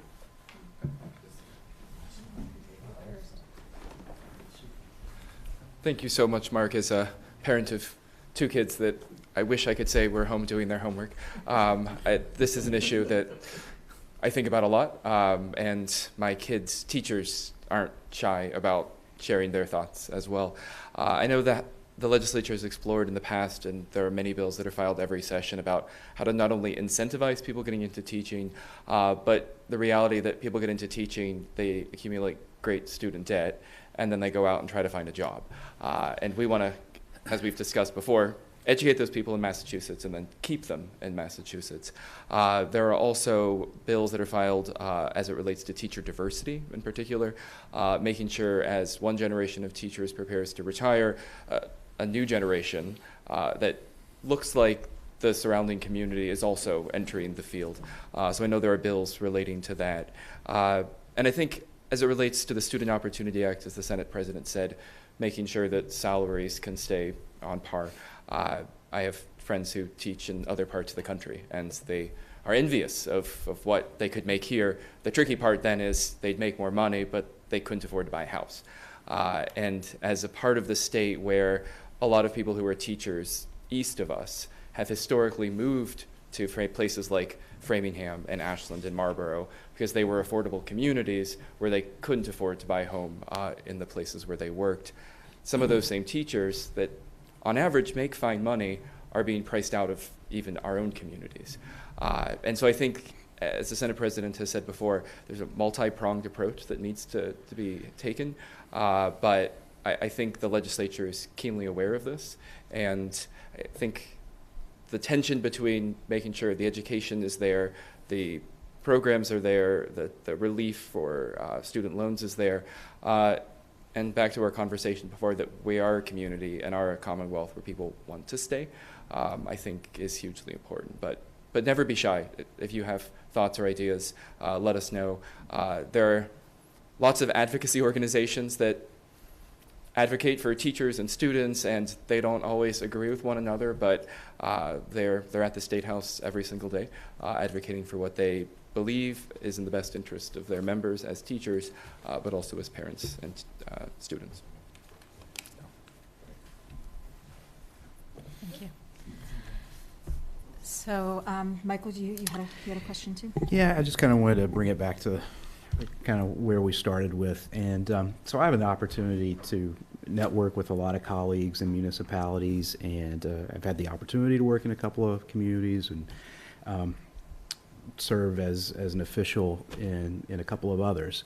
And I just want to say there's communities don't receive the level of support, especially the financial support that we've received from you both here. And you just don't get $8 million. Even, I know there's been an influx of, federal money coming in, but I've had an opportunity to look at all the earmarks, and you just don't see that type of funding come to a community. And it's not only been that. I think, sometimes because we haven't started these projects yet, I think we forget that, you were able to secure $750,000 for the Warren Barn, $500,000 for the Riverwalk. Helped us with MassWorks grants. I think, obviously the DEI stuff, the things through the regular budget process. And then, going back, Jack, to your first term and one of your first earmarks, which, Karen, I know you helped support, which is funding for Cadillac Paint, which is moving forward. And we look forward to seeing you at that opening soon. But, again, just as somebody who has experience with other communities, I just want to underscore how rare it is to have this type of support. Thank you. So thank you. Thank you. But, it's made possible by the close collaboration with all of you. I mean, you guys are also on top of... It's made possible by the close collaboration with all of you. You are also on top of the issues, and day to day, we meet with residents from Ashland and across the area as well, but clearly you're here even more and deal with the issues and share with us on a day-to-day, sometimes, several times a day, about what the issues are. So we thank you for that, because we couldn't do it. There are times when you fill us in on what the needs are, there are times where something comes up quickly in the State House, and it's because we know by working closely with you what the needs are, we're able to plug it in quickly and say, oh, wow, I think this is an opportunity to put this in and get some funds for Ashland. So we thank you as well for that collaboration and for all of your hard work. Thank you. And thanks to all your staff, too. You've got Yes. a great team as well. Yeah. Thank you. So we want to be sensitive to your time, too. We appreciate your spending over an hour with us tonight, and we appreciate all the support that you give us on literally a daily basis. And, we look forward to continuing the partnership with both of you. And we appreciate your time and all the energy and all the support you bring to all of your constituents, because we're very fortunate to have you. So thank you very much. Yes, thank you. Great seeing you guys. So should we take like a couple minute break? Yes. Do we want to take a couple minute Yeah. break? Why don't we take like a 3 minute break? And so we'll go on pause real quick, and we'll be back in just a couple minutes. Thank you. To take a picture? Yeah, we should take a picture.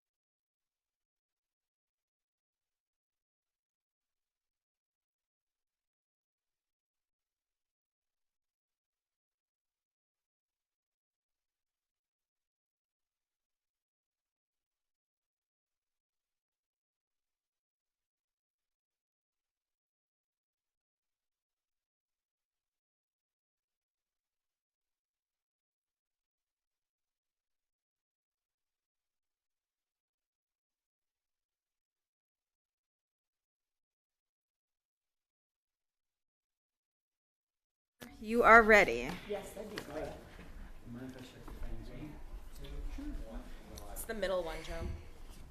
All right, everyone, we are back in session. Thank you for allowing us to take just a few-minute break following the legislative update from Senate President Spilka and Representative Lewis, which I think was a great session. Yes. Next item on our agenda, I know we're a little bit behind schedule, and I apologize, but I'm glad that you guys all hung in there with us, too. The next item is Clover Road Brewing. We have an application in front of us for a one-day license at the corner spot. I know we haven't met Clover Road before, so we have our Director of Economic Development, Beth Reynolds, here. Would you like to introduce the crew that you have with you tonight? Yes, that would be great. So as you know, the corner spot's going to be opening soon, sooner than ever, actually. We have Earth Day coming up April 23rd. It's a brand new event this year. It's going to be great. We have a lot of great activities for younger kids, some great food, and possibly beer. So that is one of the events that Clover Road is here to ask for tonight. So you have a few dates listed there. They are looking to do a beer garden. The owners of Clover Road came to me a couple, 4 months ago, I want to say, looking for the pop-up spot to extend what they're already doing in Hudson. So Clover Road Brewing is located in Hudson, and they have a great product, and they're looking to expand that in sales to grow their business. So the corner spot, known for good beer gardens in the summer, was attractive to them. So they are here tonight for those that one-day liquor license. I am going to introduce, so with us here tonight is Jamie and John Muldoon and Alan Waite, owners of Clover Road, and they're going to go through their business model and tell them a little bit about themselves.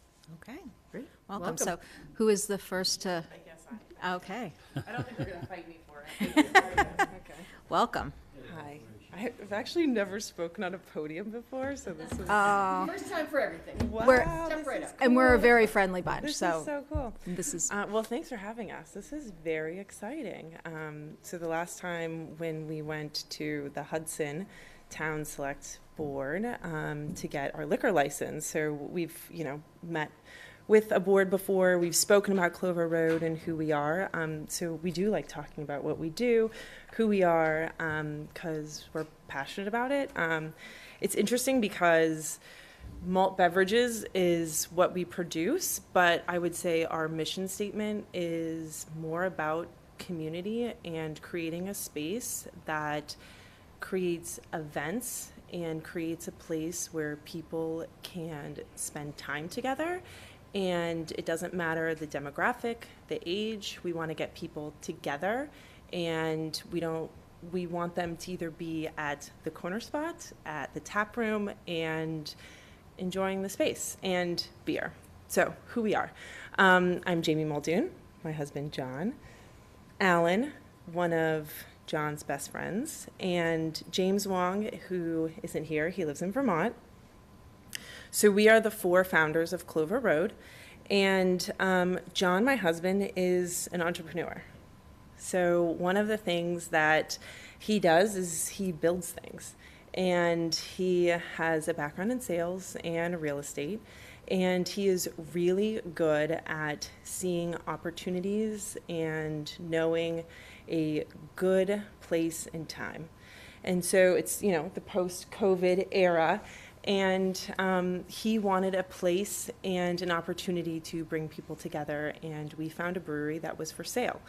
And so here we are. So John and I don't know about brewing beer, so luckily for us, 2 of his best friends actually do. So enter James and Alan, who have been home brewing for years. Alan can speak for himself. I will bring him to he can fight me for the podium. And so we kind of brought them along on this adventure. And I guess I don't say adventure lightly. It's been super fun. And that's, who we are. We're a diverse background, even though they're dressed exactly the same. So, but we do have different careers. We bring a lot to the table. We're very excited about the community. And the Corner Spot is one of the places that, you know, when we talked to Beth in December, we went to the Corner Spot bundled up, and I'm from LA, so for me to come to the Corner Spot in December with snow, you know, I was like really into it. And we immediately got the impression that this is, you know, where Clover Road wants to be, because you can see the space, what Beth has done with the space, what the town has done with the space, the seating, the shed, the different environments. You could tell that it was a family-oriented space. And if you guys have looked at our brewery, that's what our brewery is about. So we really see it as an extension of our mission and our goal to be a community place. Yes, our main product is beer, but our main goal and mission is to create a community environment, no matter if it's outside, inside. We want people to enjoy it. Actually, when we drove up to look at, Do you mind? Oh, take the podium. Do it. when we went to go look at the Corner Spot, I'm not super familiar with the roads, but we came down Route 9, the back way that takes you by the river, in the build out there into the historical building, that bright red, beautiful building, and the mill. And I did come around the corner, and I'm not going to swear, but I did swear, and I was like, holy, because I used to work at what was Riverside Tree and Landscaping across the street from McDonald's like 15, 20 years ago. So to see, yeah, in the back area. So it was a long time ago, but to see the transformation in the downtown was definitely like, oh my God, like a pause moment. And then the Corner Spot, and that all kind of made sense. Nice work, really, is what I'm saying. It looks great. Great. Thank you. I know, we're still a work in progress in downtown. So I do think it's important to note that the Corner Spot will be set up the same way as we do all of the beer gardens. So in the same way, they'll still be, you know, checking IDs, and they can do wristbands if you prefer, but it'll be set up the same way. So we want to do these as two things, right? First, the liquor, the Yeah, we're one-day gonna- liquor licenses and the I dates. just have one Yep. question. Yep. Before we go into a vote. Okay. I do have a question with respect to the setup. So Beth, if you want to mosey your way back up. I saw the yellow line that was on the schematic. It went from one end to the other.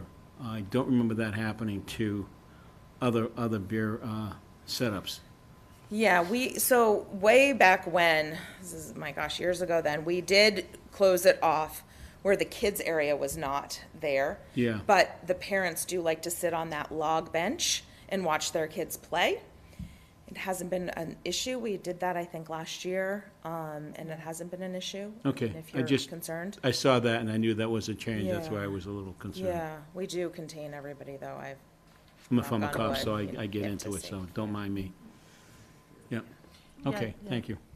Kinda- Beth, I just noticed, so these guys are getting a lot of dates in June. I presume those are weekends or certain. Do you have, what's the rest of the lineup looking like? Or 'cause Yeah, we've so- had other breweries in past years. Are they? Yes, and I coming have not back? heard from any of them this Okay. year, so this would be our only. So we do have, Earth Day will be our first, and then opening day, June 3rd. We also have Culture Fest in May. We'll be having our Women in Business Shop on the Spot event in August, and then Fall Fest in October. So there will be, and then we're obviously encouraging, Ashland is United is having Sure. events there. But in terms of breweries, right. So far, these are that? Yeah, these so guys are far, it? that's Okay. it, yeah. Well, Wine Empire, you approved Wine Empire for a Okay. few Yeah. things, just to keep it local. So, yeah, but that's it. Good. And obviously, you're all tip certified. Okay, It was in their paperwork. not in the paperwork here, but that's, No, I did take see your it. word for it. Yeah, it's there. Is it? It's there, I saw it. Okay. Yeah, it's somewhere in there, but yeah. Yep. Okay. Does anyone else have any questions about the one-day licenses? Nope. No? Okay.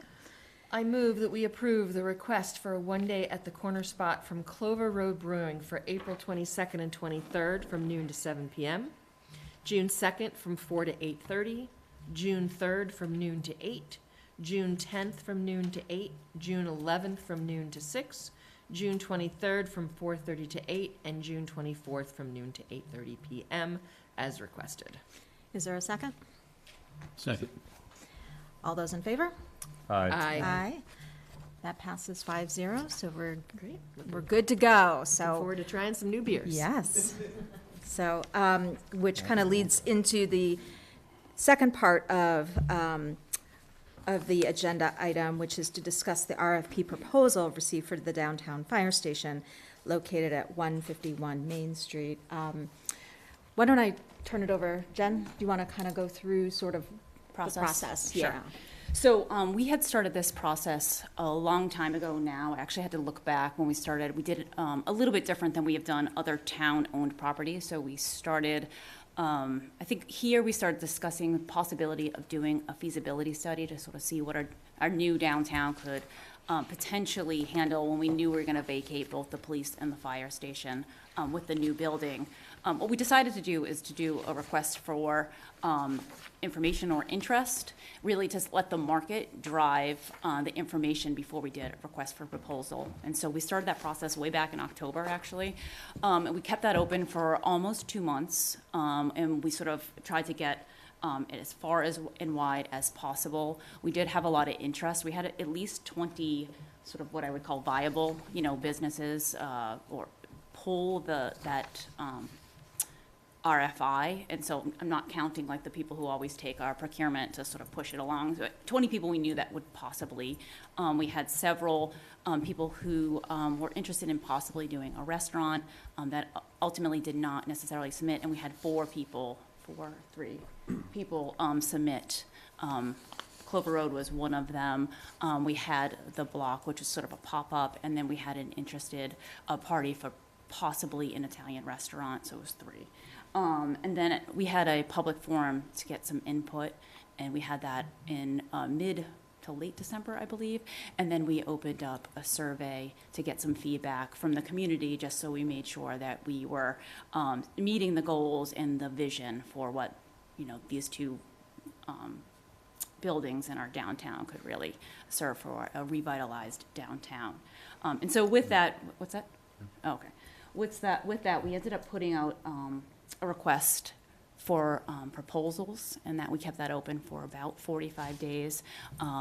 We did receive one. We decided to go with a lease for a variety of reasons, partially what was some of the very prominent feedback we got from the survey was that residents would rather us, at least at this time, really look at a lease so that we, have some control over the parcels. So we did do that. We did not allow any housing. That was also very evident from the survey. And sort of, we put that out there. We got 1 proposal from Clover Road. We did put together a review committee, Beth and I, and then 2 residents, a member of the ABA, a business owner, and somebody from the finance committee, just to help us look at the financial aspects. So we reviewed that earlier this week. We think their proposal is really solid. It's from the perspective of, an RFP, which obviously is incredibly bureaucratic, is if we're looking at the goals and the evaluation criteria that we set forth, which I believe I put in the packet, they're meeting all of those. And so, wanted an opportunity to bring it here, to have them have an opportunity to explain their business model and have you have the opportunity to ask any questions. Before we get, can I just have a procedural question? So this is a formal proposal, and are we going to be asked to vote on it, or at some point, or is that going to decision that's going to be made by management? How is this? Where are we in that process? So at some point, you've got 1 proposal, so you can decide whether or not to accept it, and then does it get negotiated? Yeah, so we do have an opportunity to negotiate some of the lease terms, and that's sort of what happened. I think at the management level, we did, as part of this process, when we sort of laid out the process, we talked about bringing the proposal to town meeting so that it has the opportunity to have full input, and so it is actually on the warrant. Okay. I'd forgotten that. Okay. Yeah. Yeah, but I think, in terms of approval and everything, if this is a proposal that you like, we'll include it on the warrant for sure when you close and post it, and that can be kind of like your, your approval for it. If you don't, then we'll just take it off the warrant. But you can take suggestions, with respect to the proposal that we have in front of us right now. I mean, from a procurement standpoint. Yeah. I think it depends on what the suggestion is. There's obviously Well, there's guidelines in terms of sort of where we have flexibility. I read all the information that you guys provided us in the packet, and one of the I was a little surprised with respect to the leasing aspect of it. It was the 5 and possible 10-year lease, 5 to 10-year lease. Is there any wording or possibility in negotiations, discussions with you folks, lease to own down the road? I brought that up. John, you have to go. Sorry. Yes, is sort of the answer to that. It's a little undefined right now, Okay. the whole process. So our main objective was to, get you guys to say yes, honestly. So No, I wanted to ask, and I wasn't trying to put you on the spot. No, it's a fair question, and we talked about that internally. We talked about submitting just to purchase it outright, and the ambiguity of it, like if we didn't know what the value of the building was worth. We didn't know what the value of the building was worth to the town, and there's a different thing, appraised value versus the feasibility of it, and so there was some stuff there where rather than us submitting an offer that would either be too high or insulting, it was just, hey, let's start here. Yep. And didn't we get from the survey results that the community would like us to hold on to it? Yes. They don't want us to sell the building. Yeah. Okay. And so it is, the initial term was 5-year or 10-year, and we sort of gave that flexibility in the RFP because we knew that there was going to be capital investment, but we're able to extend as part of the lease terms Right. through, I believe it's 30 years, so at a 5-year, 5-year increments. And so it could be a very long-term lease, but Yep, so the figures that were part of that proposal that I read anyway, I didn't see anything in there like after 2 or 3 years, go back and reopen the possibility of increasing the rent by a percentage or two. Like, I think it's in there, so it's An escalator. I didn't see it, so. Yeah, it's in the So it's lease. like 2.5% every year it Oh, okay. increases in each term. It really was a standard It commercial is, lease. okay. Yeah, Yeah. like that, our lease agreement in Hudson is very similar. I think we're at 2.5% there too, and it's sequential 5-year terms for 15 years. Yeah, so Joe, I didn't give you the full RFP package. It's a large package, and then it's online, but it also has the lease. And so I just gave you the snapshot of the Yeah, evaluation 'cause criteria. I didn't. Okay. Yeah, That's I just what gave you that didn't one see. page, so I'm happy to. That's why I can- brought it up. There were I- good questions, yeah. Yeah. But it almost was identical to our lease in Hudson in that same way. Okay. 5 years, and then an opt-in for another 5 years, and then the lease pre-negotiated with 2.5% increments. And I saw the design of what you plan on doing with the structure and the facade looks really, Do really you want me to, sharp. I got a crisper view if you want us to pull it Yeah, why up. don't we So post so it? that way Put that so that way the yeah, folks that can would be see it great. too. See They're it? probably This going, what the works. hell is he talking about?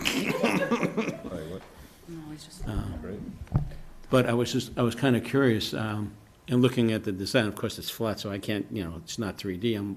Yep. Do you plan on making the ramp area, are you planning on raising that to make it a flat area so that would be like a patio? Yeah, Okay. exactly. So that brick Okay. in the front, that brick facade is going to Yep. be a retaining wall. Got it. And Okay. that also, from a safety standpoint, makes a Yep. ton of sense with. Absolutely. Now, how about inside the footprint of the fire station? Now, to me, it's got somewhat of a slope to it. I haven't Am figured that out yet. What's that? I haven't figured that out yet. It's flat from left to right, but it is pitched to drain. Right. So we brought a plumber through there, and we haven't decided if we're going to do something. Everything's price related, so it's like, okay, what does it cost to? But it's not my imagination. There is a pitch. There's a pitch, to yeah, that. no, it's pitched to drain at several spots in there. But your wife told us you were a builder. Yeah. But And that's you- and yours. you're very, you have to. you have She's to been put her- overselling me for years now. But you clearly from your resume, you're a renovation guy, so I'm Yeah. sure you're gonna figure it out. Yeah, we have a lot of different ideas Yeah. of what we're gonna do. It's not really any different than a house where, at least me, it's not like HGTV. You have a plan, but then you go in the space a few times before you Sure. figure out exactly what you want And to are do. you with confident fire your pits. numbers here are Those are reasonably can't accurate? It just Yeah. seems, Yeah. I think Beth was kind of surprised at the numbers too, where it's like, so we're producing all the beer and we'll continue to produce all the beer out of Hudson. That is a very expensive operation. Here, it's a tap room, so we are bringing the beer here and serving it, Right. which limits the cost. And if you think about just any tap room, the money that you spend on it is in the fixtures. And because the plumbing and the electricity already exists, and we're just tweaking it and going in there, it helps us cut down on it. And that, I think, is one of the reasons why we're able to do it, and some of the other folks were not. sure. Now, do you need a grease trap here? Probably, yeah. Probably. Now, Yep. and so it segues into the whole food conversation. Now, you do finger foods up in Hudson, if I Yeah, understand? yep. Now, is that something that you buy commercially and you heat up, or what is it? How do you- Yes. So, well, the pretzel bites, yes, we get from Eastern Provisions out of Boston. The charcuterie we make, but if you're cutting meat, and Right. the buffalo chicken dip we make ourselves Okay. in-house. And we're not 100% sure what we're going to do here. We did ask to lease the second floor because there's a kitchen in there. But we don't have a plan for it. We just knew it was an opportunity. I can say definitively that we do not want to be a restaurant. And even if we do food, we'll still welcome food trucks and allow other people to bring in food. Sure. Yeah. Great. Can I just ask, Jen, just so they have their renovation budget, but, we're the landlord and responsible for the overall building. Are there other things that we would need to do or could potentially have to be done to this site? Typically, no, in a commercial setting. Yeah, so the way we post it is that it's, so anything sort of has to go through the normal approval processes, but they're responsible for all of the inside. Yeah. Yeah, How it's about very- the parking situation? Is it- Yeah, so as part of the RFP, we identified, I believe it was 20 spots that would be part of the But they offering. maintain it. Yeah, but also the condition of the parking lot there, does that need to be? So it's one of the things that we'll need to sort of work out some of the Okay. details in the lease, just in terms of, the external versus the Yeah. internal. All right. Just from my understanding, like outside exterior walls, roof, that's gonna continue to be our windows? How does all that gonna work? So the building itself, the maintenance of the building we're gonna have to work out a little bit of the details, assuming this goes forward, because they are not,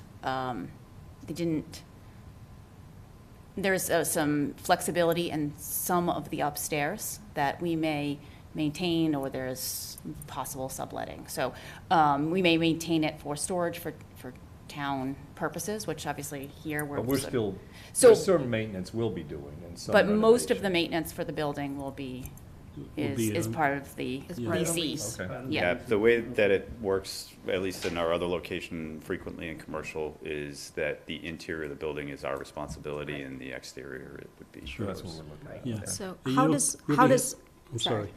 sorry. How does it work with, because we own the property, like prevailing wages and things like that? Are these numbers, is that part of this? Do we know how that's I would going think to? not, because it's Right. they're doing the work, we're not doing the work. Is that? Interesting that- question. I'm just, So there's a bunch of points that the estate would assess, and so typically, obviously, one of those points is that you own the building, so obviously that's check, but that you're not using public funds. okay, So we're not Okay. using, there is Gotcha. public funds, that it's not used for public use, meaning like it's not our space for, it's obviously open to the public, but it's a private entity. Okay. So those labor rules don't pertain to the work that they plan on doing, so they don't have to use prevailing wage laws or anything like that, right? Yes, so we'd probably, there's a determination process that, it's not always, yes, it's not always. You no. just don't need the union to come back at us again.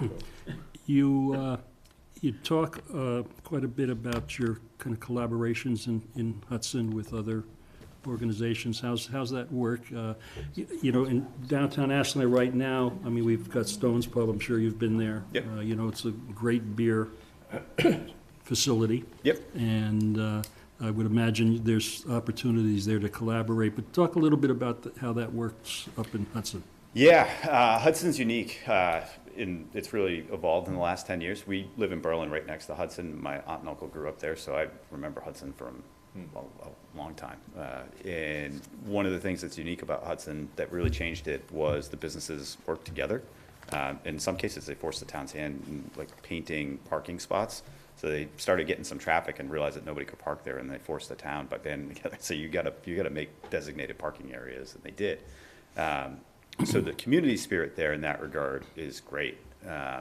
Tonight, we have a bike club with Assabet River Bike Shop. We'll call it a bike shop, yeah. Just down the road, about a quarter of a mile. And we reached out to them asking if the owner wanted to set up a bike repair night or something like that. And it turns out that he has a bike club. And so tonight there's 20 bikers who started with us and finished with us. And they're there now with Lalo's. It's actually a great night to talk about it. With Lalo's Mexican restaurant that has a food truck that's a quarter mile away, parked out front, and there's music bingo going on the inside. Terrific. Wow. Yeah. So we really, we collaborate a bunch of different ways. We do beer floats, and we worked with New City Micro Creamery just down the road. They came in, sampled the beer, made recommendations on what ice cream to use. We buy the ice cream from them, bring it in. That Good really combo. is Interesting. Yeah, some of them are really good. I was skeptical, like beer and ice cream, but some of them are really, really good. We do have a new ice cream shop that's going to be. Oh, I'm opening very up. aware, Yeah, yeah. I'm It's sure. It's in I'm like, their proposal. yeah, Like they so talked it's- about collaborating with the new ice cream place in that proposal. Yeah, it's very Good much a rising tide thing. In Hudson, we're late. We're the boom has happened, and it's still growing. So we're still a part of it, but we're late there. And here we looked at it as an opportunity to get in early and grab market share and attention and eyeballs. Do you do entertainment in? We do. And so you have an entertainment license? We do. And you'd be seeking one here as well, I would assume? That's right. Okay. Yep. Yolanda? It's a big part of the brewery culture, honestly, getting people out. So this was a very thorough proposal. It was amazing to read it, so thank you for that and for being willing to step in and come into Ashland. I think we're looking for businesses, we're looking for people to come in and partner with us and raise our downtown and bring businesses, because we've been hearing that from our residents. We need more business, we need more restaurants, we need more things to do downtown. So a couple questions, comments. I love your schedule about possible events and things like that. So that's great. What is a maker's market? Maker's Market, as I understand it, you might need to jump in here, is it's almost like a craft fair. Is that fair? Okay. And so a bunch of independent craft people come in and sell their goods, and we host for free. Nice. And then looking at the design, I think it works really well, taking out the ramp, putting a patio there. One thing I had a question about, restrooms will be on that first floor? Yeah, that's a great question. So we're still sort of working through that, and I need to talk to the building inspector in about the requirements, if we need 2 restrooms or 3 restrooms for capacity. But I measured it out, and there is the footprint there. So if you walk through the main left entrance and you go, what do they call the operator there? Dispatch. The dispatch, thank you. Thank you. The dispatch area is large enough to support 2 bathrooms. And then behind that, there's already the handicap bathroom. Okay. So we do have enough room there to put 3 if we need it. So it's just a matter of if we need it or what, but we have the space. Anything need to be related to ADA if they decide to do something upstairs, elevator? I mean, that's why we haven't. That's why you haven't. Okay. Yeah, so I think what they were thinking is that they may potentially use it for a kitchen, but not necessarily. Not so for that is something sort to of one do. of the things that limit. Okay. And even as part of the RFI, anybody who came through that might have use for both, that was a big deterrent, only because the footprint doesn't really lend itself to Right. an elevator. Right. And then, I know we're looking to potentially bring this to town meeting. What is your timing? Like, are you, like, ready to go if all the approvals line up in May, or do you have to wait a little bit? Yeah, I mean, we're gonna leap and then look for the parachute. Yeah, we haven't quite worked out the timing, but, you know, from our perspective, like, the sooner the better. I mean, we lined And how long, what is the build-out time that you think? I'm gonna 2 months, say 6 months? I'm gonna say 6 months. Okay. Because it's better to under-promise and early, over-deliver. okay. Yeah. The build-out won't be the tough part, it'll be the licensing and just the process for that. Okay. You know, some of that is out of our control. The actual Right. build-out, you know, it's relatively straightforward. Because I have a feeling that if this goes forward, people will be waiting for it to happen. Why isn't it opening tomorrow? So the process for this, does it need to go to planning?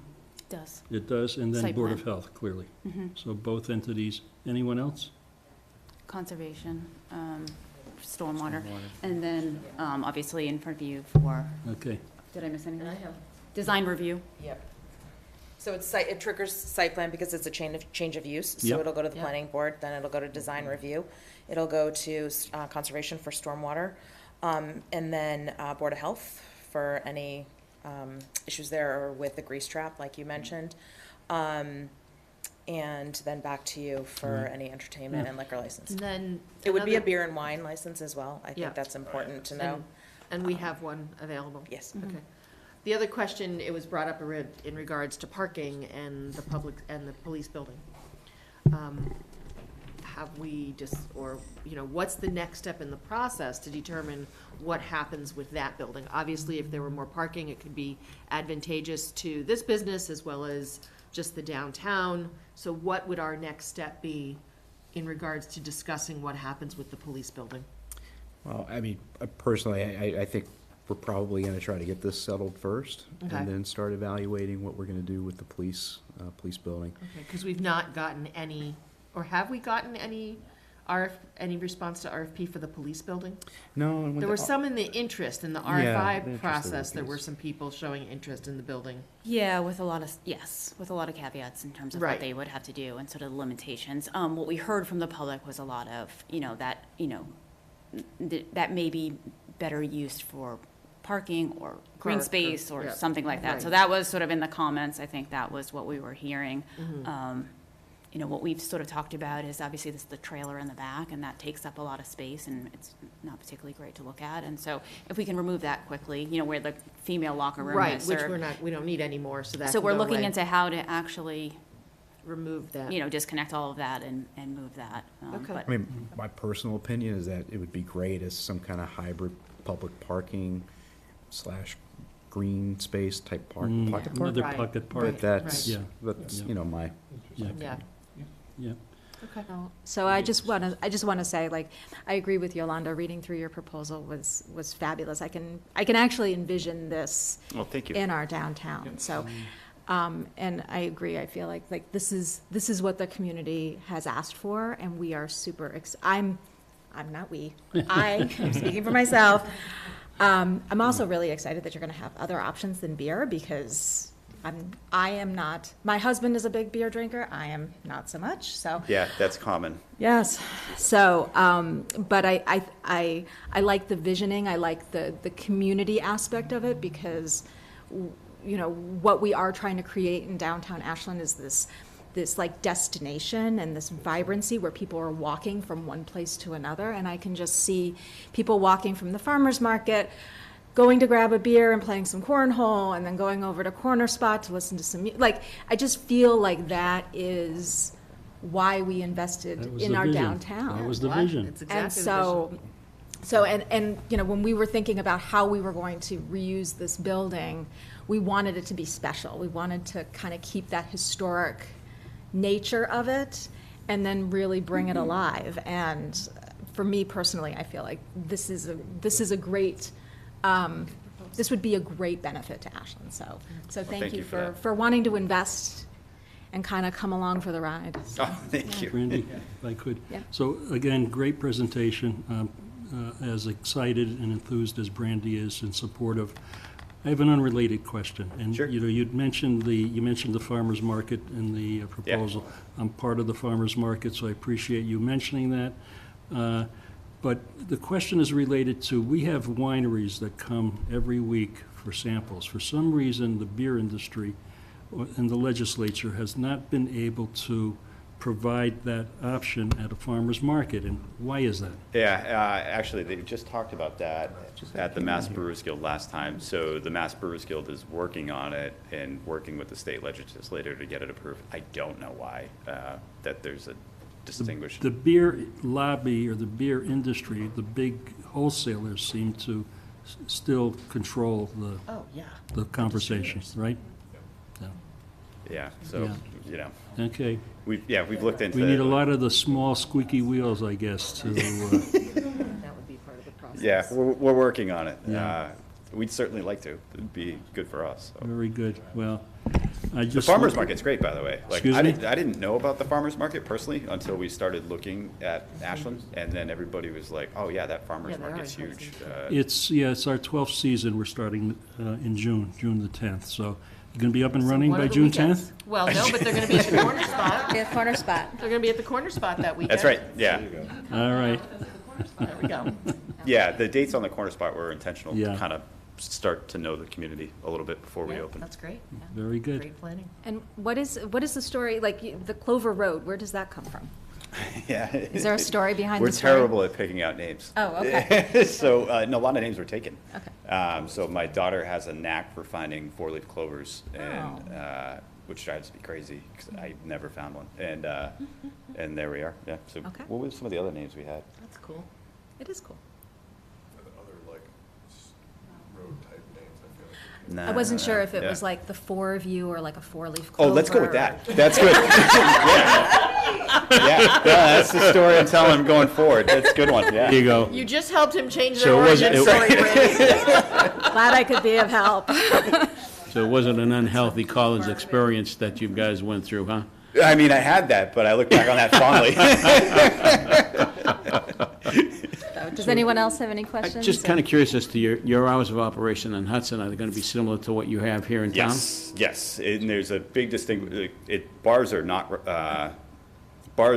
breweries. Breweries are not bars. Like typically, breweries die out around 8:30, 9 o'clock, which is great. Like we both have young kids. Like don't want to be there late, closing the things down. Yep. So what are your hours in Hudson? I think it's 4 to 9:30 Tuesday, Wednesday, Thursday, and then 3 to 10:30 on Friday, 12 to 10:30 on Saturday, and 12 to 8 on Sunday. We can do it through site plan. Yeah.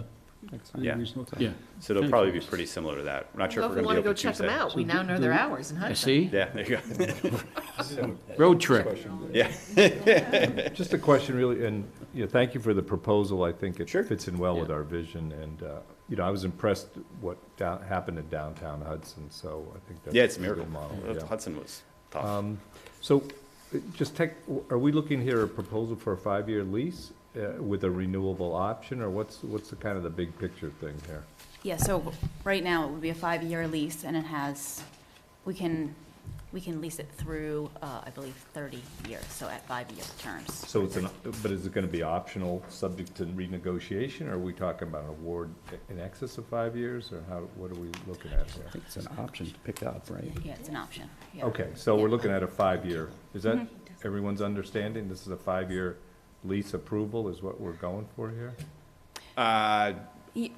Right, that extends through, so like when we go, so the Warrant article has through 30 years, so it gives us Okay. the ability to continue this lease for 30 years.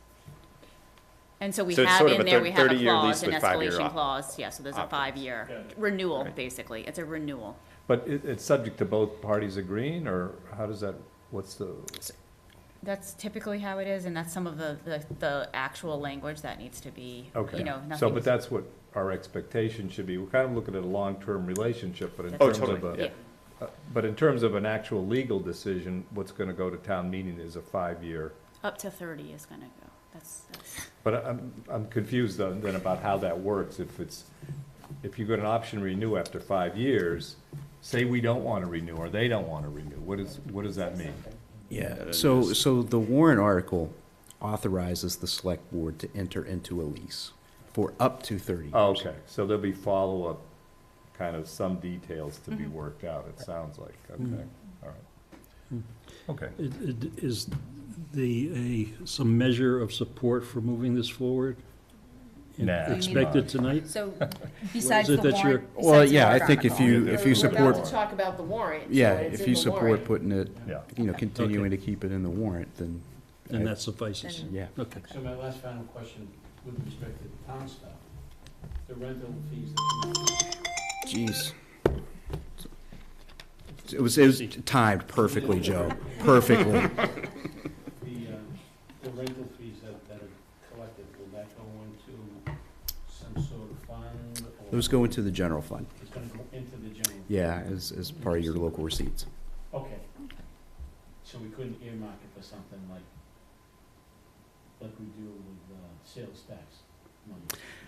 You know, Or did I discussion. open Meals up tax? Pandora's box on that? yeah, I'd have to do a little bit more research into that. No, I'm just curious, Yeah. it just, you know. Well, and I don't know that we'd want to, right? I mean, it's revenue coming into the town that we can then determine what is best to use it for, or the residents can help us determine. Yeah. Yeah, I mean, I would think we would, some of it would have to go to maintaining the exterior of the building or anything related to that. There will be but- costs, yeah. Yeah. You want to Yeah. entertain an enterprise fund then? Interesting idea. No, No. not for Okay. this. Interesting. What's your most popular beer, by the way? That's a Pilsner. That's open? A Pilsner is always the most popular beer. Excuse me? Pilsner. Pilsner is always, Yeah, Okay. always the most popular. Next is any New England IPA. Doesn't even matter if it's a bad one. There's some insider So the- info there. There we go. Any New England IPA, that's too funny. And are your IPAs hoppy or not? Hoppy, yeah. Okay. Yeah, it depends. We try to create a diverse menu. What do we have on right now? Sour, seltzer, a Scottish ale, a double IPA, a stout. you've got a wee heavy ale, We have, Yeah. that's my favorite one. is it? Yeah, it's got nice malty feel, a porter. We try to keep the ABV low, between like 6.5 to 4.5 on most of them. If we go over that and we're up in the 8 range, we do 12-ounce pours, so that way Yeah. people, Oh, that's interesting. Nice. Okay, well, That's great. Yeah. just, Samples would be nice too. I yeah. thought about Sell that. In Is the- that allowed to? No. Oh, the flights, the flights. The flights, yeah. Flights. Yeah, flights, yeah. So I know, just to be sensitive to everybody's time tonight, it's 9:00 and we got still more things that we have to discuss tonight as well. Does anyone else have any final questions for these folks? No, but thank you for the Thank you very proposal. much. Thank you thank so you. much. This has Appreciate been it. great. And, It's been great meeting you. We Yes. appreciate your Look coming forward to it. in person to chat with us. Yes, definitely appreciate that. Yeah. We will come check you out at the corner spot. So the first event is the Earth Day Festival, or Earth Day event.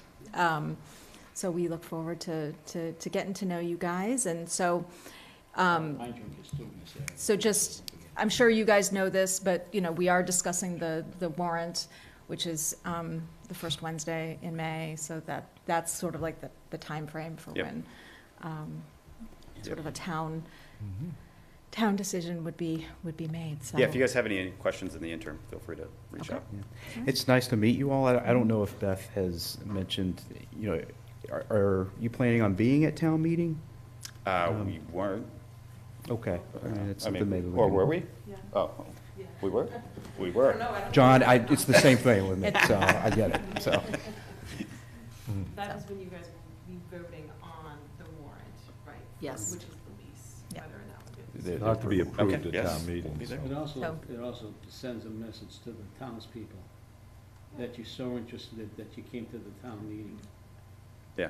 Because why else would you go? And there would be a proposal that would be put forward, and if there were any questions from folks, obviously so it is totally up to you, but Sure.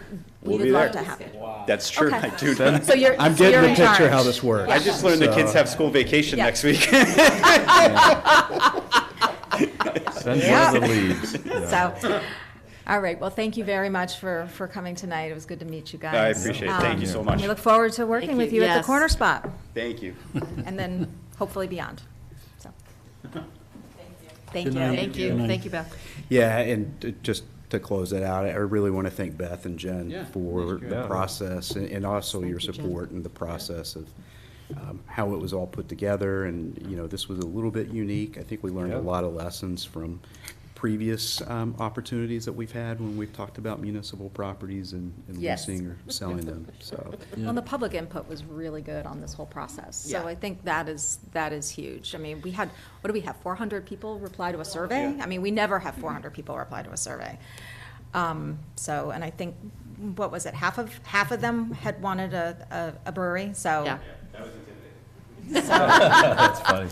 These guys done their So there research. will be a line, you know, waiting for you guys to open, Yes. so. Interesting. It's almost- So, anyway, Thank you. thank you. Great, thanks. Good night.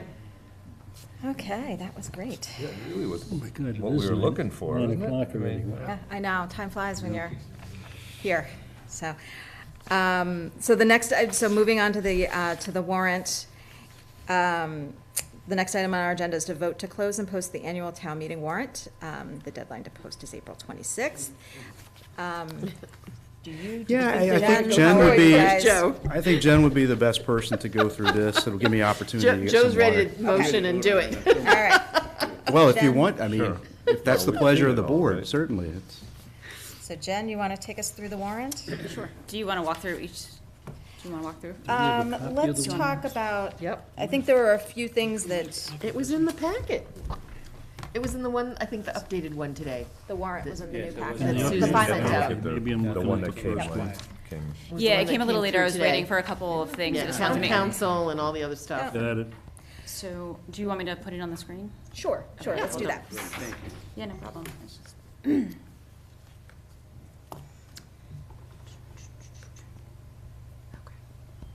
So obviously, Article 1 is our standard sort of town reports. You know, I know Michael usually does this quick overview of anything that's been previously funded through town meeting. I think Article 2 is our budget. I think we've had a ton of budget conversations here. I should say, I did meet with Brittany and Michael at FinCom, and so we actually started getting the recommendation. So we will hope to put out the full book that has, obviously, the budget article doesn't have any of the meat when we post it because it's in the motion, but I am hoping to post that sooner than later, so that's obviously what people. That'd be good. Yeah. Article 3 is our typical OPED trust, so transferring $300,000 to our trust. We discussed Article 4 at the tri-board meeting. It's transferring $250,000 from the sped stabilization account fund to our general fund. The annual consent is sort of outlines all of the revolving accounts and then their limits. This year we'll be changing one of them. Again, this will be in the motion, but we're changing one of the revolving account. We have a revolving account that, you know, from the fees. It's just really to change it so that we're able to support, potentially support full-time staff. It's just a accounting. Consent for CPC, which has all of the payments for their bond payments for previously authorized projects. I have a question with that. Do we have any time frame as to when some of these, It's in the next couple, payments? I think you do, but it is in the next couple of years. That's one of the things that Aaron Ladd had presented to FinCom, and so. I was kind of curious about the Oak Street one, because that, we've been paying that for quite some time. Yeah, there's a couple that are coming up, Joe. Yeah. Okay. I think that one, and then also maybe the fields as well, I think is what he said. I think we've got a few more years on that one.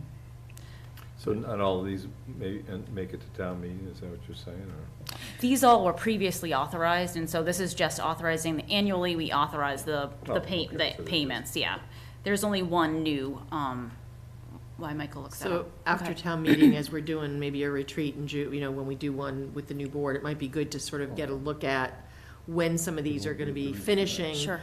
As we start doing some long-term planning in regards to other funds and if there's other projects, kind of thing. So CPC is putting one funding recommendation to town meeting, and it's to restore the fire truck previously owned by our fire department, but now owned by the fire association. And so, Yeah, it's Yeah. 175,000. Aaron spoke to Aaron Ladd, the chair of CPC, spoke to FinCom, and that does build in some contingency there for that. Article 8 is the disposition through lease for the fire station, which we just discussed. I believe we previously discussed, we were asked to establish a capital stabilization account for Keefe Tech. So that's this article. Can you remind me, what is that for? Why are they creating a stabilization fund? Michael, do you? Yeah, so, I mean, we all have heard about the major capital projects that are coming up with Keefe in terms of like a pool or maybe even a new school. This is not related to that. Okay. So what this is for is basically to handle some, and plan for and handle some repairs until they're able to make that significant investment. Okay. Mainly, it has to deal with some plumbing and electrical work. There are a couple other things that I can't remember right off the top of my head. Okay. But Well, this will have an amount when we're at town meeting? or no, not? it actually won't. So this is just to create the stabilization fund. Keefe Tech is not proposing putting any money in FY24. Oh, okay, so it's just to create it. Okay, Correct. thank you. You're welcome. Article 10 is a citizen's petition, and really it's around creating a bylaw that sort of increases the time period in which people can talk at town meeting to 3 minutes. So we have, and we have not, it's not necessarily a bylaw, but we've in practice had a 90-second. So one of the questions I did want to ask is sort of, I've looked back, we haven't had that many citizen petitions since I've been here. Many times they end up being the last article, or sometimes they might be right underneath an article that's similar. So like for the noise bylaw, we had a citizen's petition and that went right underneath it. For the demo delay, we also had, just because it's, so you can at least see the two. The citizens who are asking for this to be on the warrant did ask if it could be, closer to the top. Obviously it's 10 because I wanted to put all the budget articles first. But I just, this is obviously your warrant, so in terms of where you want to order that, I don't know if you have a preference. I think this feels right about, before some of the bigger stuff. Yeah. I mean, it's before some of the zoning things like that, or the sustainability stuff, so I think that's about a good place for it. Yeah. Just, is this gonna have legal review? Because are we gonna, like, Lisa's taking The a warrant. glance at it already. I just want to avoid a situation where, we get to town meeting and people start rewriting or talking about changing language, as opposed to just dealing with the substance of what they want to do. That's all. Well, Lisa does review the warrant as part of this whole process of getting it to you, and she hasn't raised any red flags. She doesn't, but we are required to take the citizen's petition as is. with all this, as presented with all the signatures. Right. And so if she did have any concerns, we can have that conversation and it can be amended, but it typically, I believe, Yeah, just would from have the to be last one, it has to be amended. That's fine, as long as yeah. people know what they're doing, Yeah. I mean, this one's reasonably, it seems Clear. reasonably Straightforward. straightforward. Yeah. Okay. 45 minutes. Well, I've got a lot of thoughts. Article 11 is to see if the town would support a ballot question at our next regularly held or special election to remove the police department from civil service. So the timing would not be for our election in May. It would be for either a November if there's election or next year in May. Yeah, our next regular one, or if if you decide that it's important enough to hold a special election, obviously we'll have to have a lot of discussion about that before you do Okay. that. So, yeah. And is this supported by our police? Yeah, I mean, so, what the intent has been, well, first of all, I have to clarify, I believe I've misspoken in the past where I believe this only required a town meeting warrant article. Okay. After doing some further research, it turns out that we entered into civil service through a ballot, and so in 1957. Okay, so we have to get rid of it via a ballot, okay. But this town meeting warrant article is important. The hope was by the time we got to town meeting, we would have an agreement with the police union on not only an adjustment to their compensation, but their support for removal of civil service and basically an agreement on a process that we would utilize to replace it. Okay. So far, that last part has not happened yet, and we are basically at the deadline, so we'll see how this goes. So if it lasts, if we have to put it in the fall, that gives you time to work on language to replace the process. Yeah, I mean, I'm hoping that goes relatively smoothly. I mean, we've agreed on essentially a template that we can utilize to work off of, so, roughly 90% of the work's already done. But we're not looking to move this question to the fall, right? You mean the town meeting? Yeah, the town meeting vote. We're looking to do that this May. Yes. And then determine when the election is after that. Okay. Yes. Thank you. So would we need that process in place or an agreement about the process in place before we would vote on this? Yes. Okay. Yeah. So if we don't have that in place with We'll enough just time, pull it on the We'll floor. just pull it on the floor. Oh, okay. I misunderstood. Okay. Okay. Okay. Okay, so Article 12 is funding for inflow and infiltration. Typically, we do this in the fall, but given some of the projects that DPW has planned, it was asked to move here. It will be for $550,000. This is a 75% grant and with a 25% 0% loan. What's that? Okay. And then Article 13 and 14 are the two articles that are sponsored by the Sustainability Committee that we had previously talked about. So 13 is accept the specialized stretch code, and then 14 is the net zero greenhouse gas emission by the town of Ashland. And so we received presentations on both of those articles, I think, at our last meeting. Mm-hmm. Yep. And that is the complete warrant. Okay. Does anyone have any questions? No? Straightforward. So can I get a motion? Sure. I move that we close and post the May 3rd, 2023 annual town meeting warrant as presented. And is there a Second. second? All those in favor? Aye. Aye. That passes 5-0. So we need to sign the warrant, which I have here, all of us, before we leave tonight. Yep. Okay. So, thank you, Jen, for all your work on that, and Michael. I know, it's a long process to get us to town meeting, especially with the budget and everything else too, so. And thank you to the Finance Committee for all the work that they're doing on this too. The next item on the agenda is authorize the chair to sign the local initiative program regulatory agreement and declaration of restriction covenants for 12 Pond Street. Michael, do you want to kind of go through this? Absolutely, and obviously in your packet, you've been provided a lot of legalese because it is a legal agreement that you would be signing, but what I'll do is I'll try to keep it at a higher level here. So what this is the agreement for the 4 affordable units at 12 Pond Street, which is the old Marconi's project. So if you recall back when we were initially discussing it, under the Pond Street Overlay District, you're required to do 10% of the units as affordable. And with doing 16 units, 2 units were required to be affordable.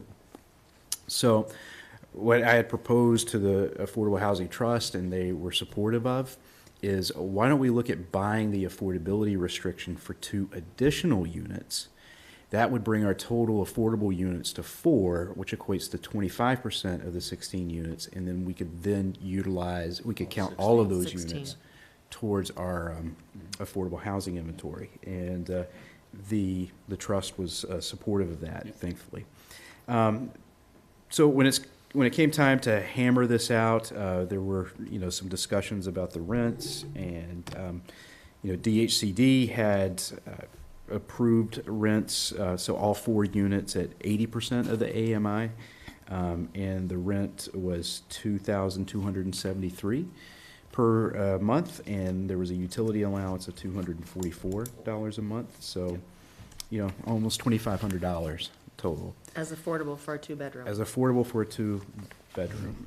I didn't feel like that necessarily met the intent of what we were trying to do, and fortunately the Affordable Housing Trust agreed, and we were able to work with the developer who agreed to do one of the units at 60%, which is a much more manageable, Yeah. you know, $1,600, again, with the 244. Yeah.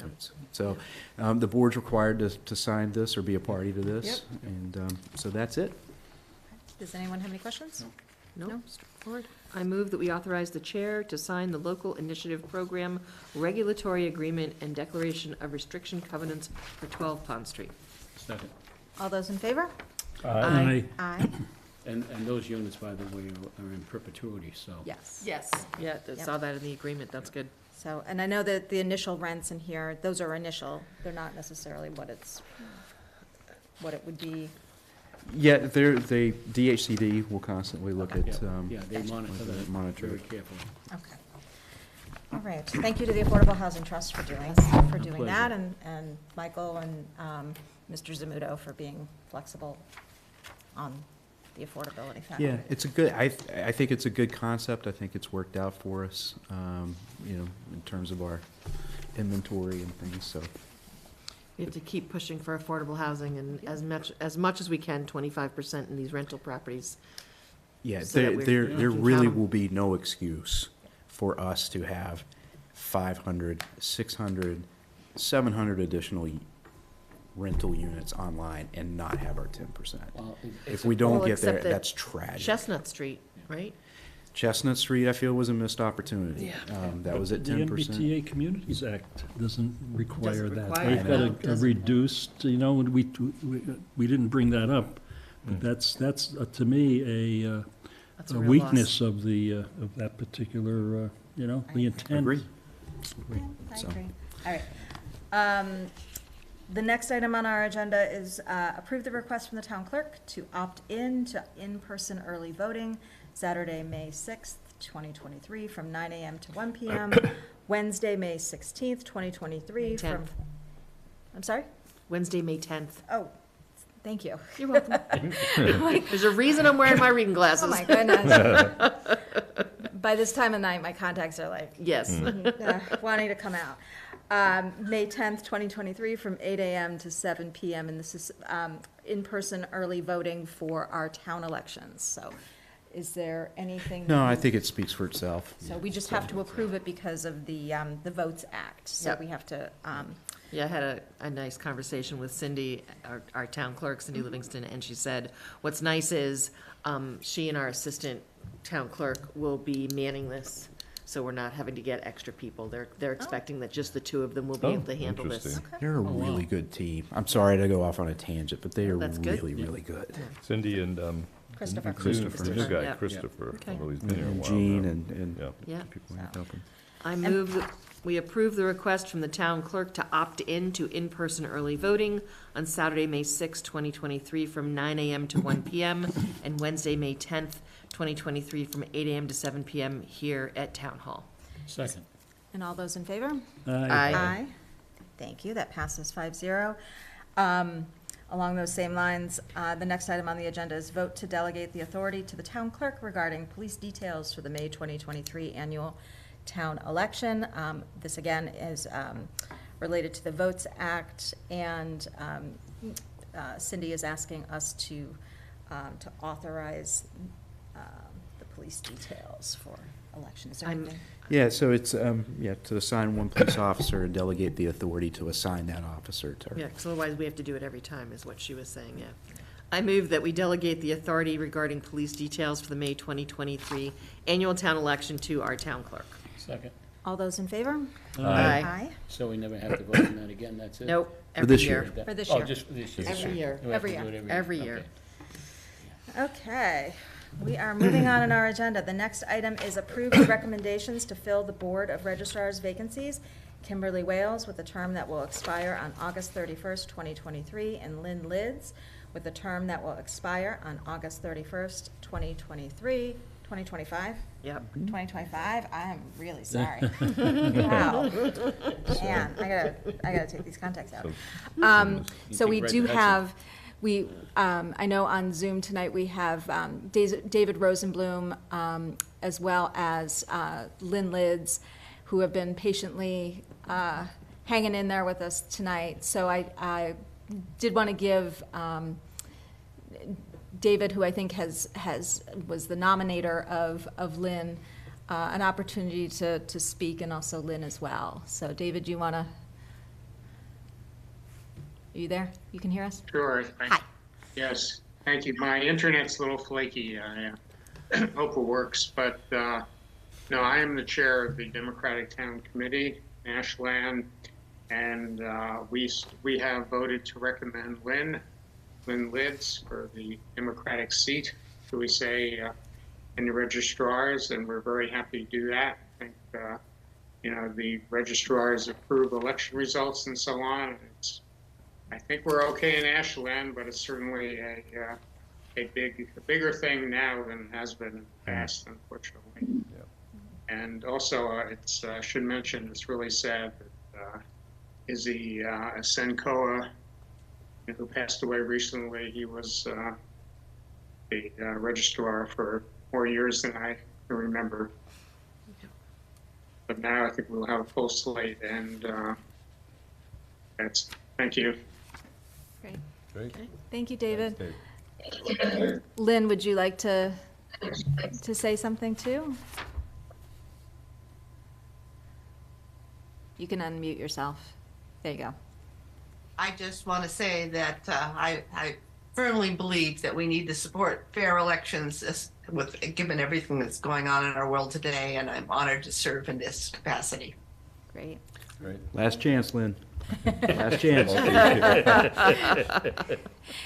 Thank you, Lynn, and thank you, David, for being with us tonight. Does anyone have any questions? Well, I just want to make a statement. Just to kind of echo David's remarks about these are little-known positions, and they're actually pretty easy to fill until they're not, and we have a really important event happens, and so these people, both of course Lynn and Kim, may be called upon to defend our democracy and make sure the elections we all depend on are properly run and properly handled. So, thank you to Lynn for coming forward, and Kim as well. I don't think she's here, is she? But No. She has a strong background in this, and so I thank them both for coming, and I'm glad we're talking to people, because I think this is important to mark this kind of appointment. Yeah, very good. I move that we appoint Kimberly Wales to the Board of Registrars with a term that expires on August 31st, 2023. Second? Second? I'll second that. Sorry. Come on, guys. I wasn't sure if you could do the other one. I thought you were doing both of them at the same time. No, because they Okay. have different dates. Oh, okay, Right. okay. Sorry. Is there a second? I did. Joe Okay, seconded. all those in favor? Aye. Aye. I move that we appoint Lynn Lids to the Board of Registrars with a term that expires on August 31st, 2025. Is there a second? Second. All those in favor? Aye. Aye. Okay. They both pass 5-0. Thank you both for stepping up and serving, and we look forward to our elections in just a few short weeks. Yeah. Yep. So, About a month. Yep. Okay. Thanks, everybody. Thanks, David. Yep. Thanks, Lynn. Thank you Thank guys you. for being here. The next item on our agenda is approve the request to reconstruct the land license for 71 Spring Street. This is required in order to replace the storage tank at the asphalt plant. Michael, are we?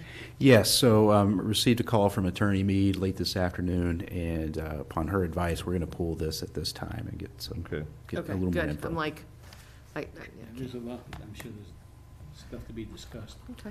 Yeah, this is one where we just want to make sure our I's are dotted and T's are crossed, for Okay. sure. Great. I don't think there's anything wrong, but we just want to make sure. Okay. Thank you. We already approved our consent agenda. We're moving on to priority project updates. You want to start with downtown, Michael? Sure. So downtown work will be picking up again in a big way next week. So they will be, GeoSo will be out here, and we'll be starting on the work on Main Street between the intersection of Front and then the intersection of Summer. We're actually going to go a little bit further beyond that in terms of paving and sidewalks beyond the post office to just capture where they dug the trenches. Yeah, it's as a little well. rough in that area. Yeah. Good. And same thing a little bit on Homer. When we do pave, we're actually going to be paving Summer Street as well. That's been part of this process. And then we will actually be doing the line painting for the bike lane and incorporate the bike lane that's on Summer Street. That was part of our Complete Streets program. Oh, nice. Tonight, I understand that K-5 line painting will be out here and touching up some of the lines that we have downtown.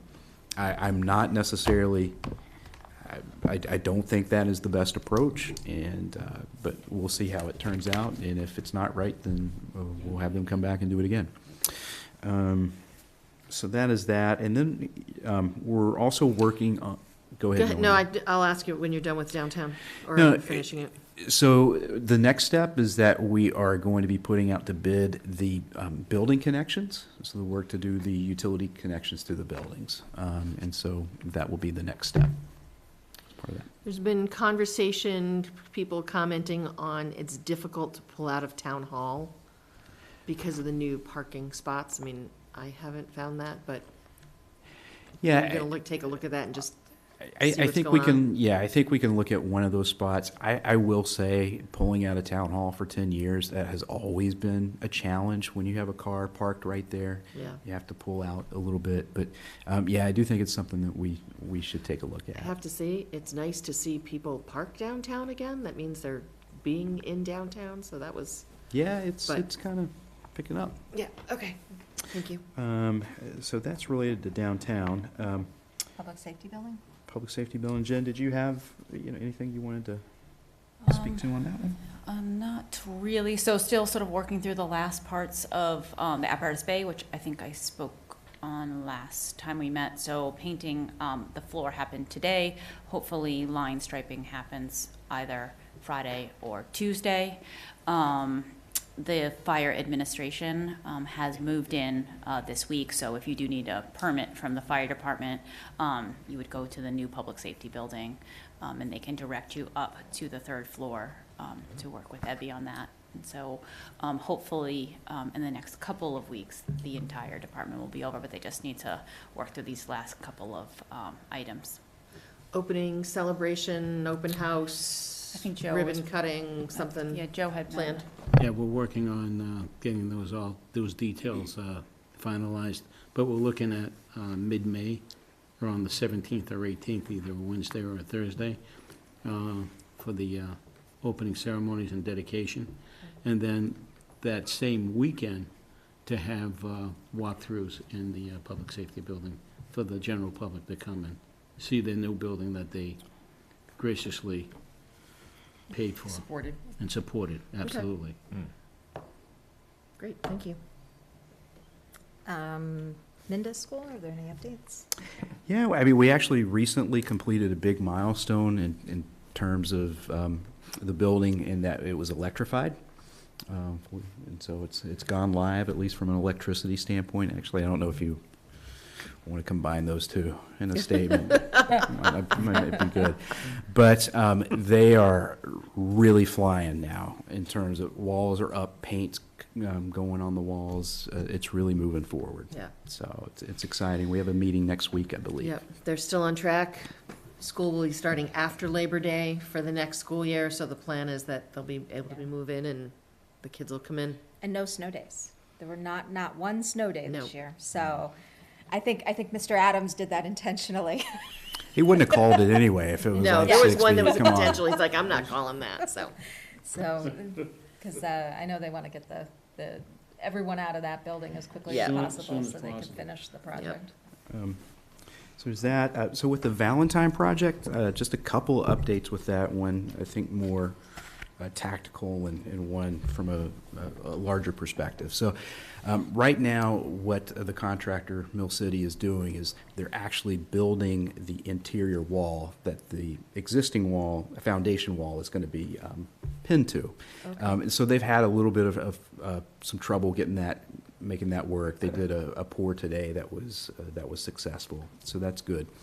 Again, something that's a little bit more of a bigger picture item is, I just don't know how to say this except to say I have no idea how that building stayed up. That left corner, the rear left corner. We thought only the post was that deteriorated. I mean, the major beam, half of it's gone. It's been kind of makeshift, sistered. It is, I just have no idea how it was staying up. The contractor doesn't either. So I don't know if you've driven by it, but it's been jacked up and it's been buttressed. Yeah. Leveled. So it's in good shape. So there's going to be some added expense associated with making those repairs because those were unexpected. That's the bad news. The good news is that they're doing the wall concept, the interior wall concept is working so well, they don't feel like they need to do the exterior wall that's underneath the frost line, that would be done underneath the frost line. So those should offset.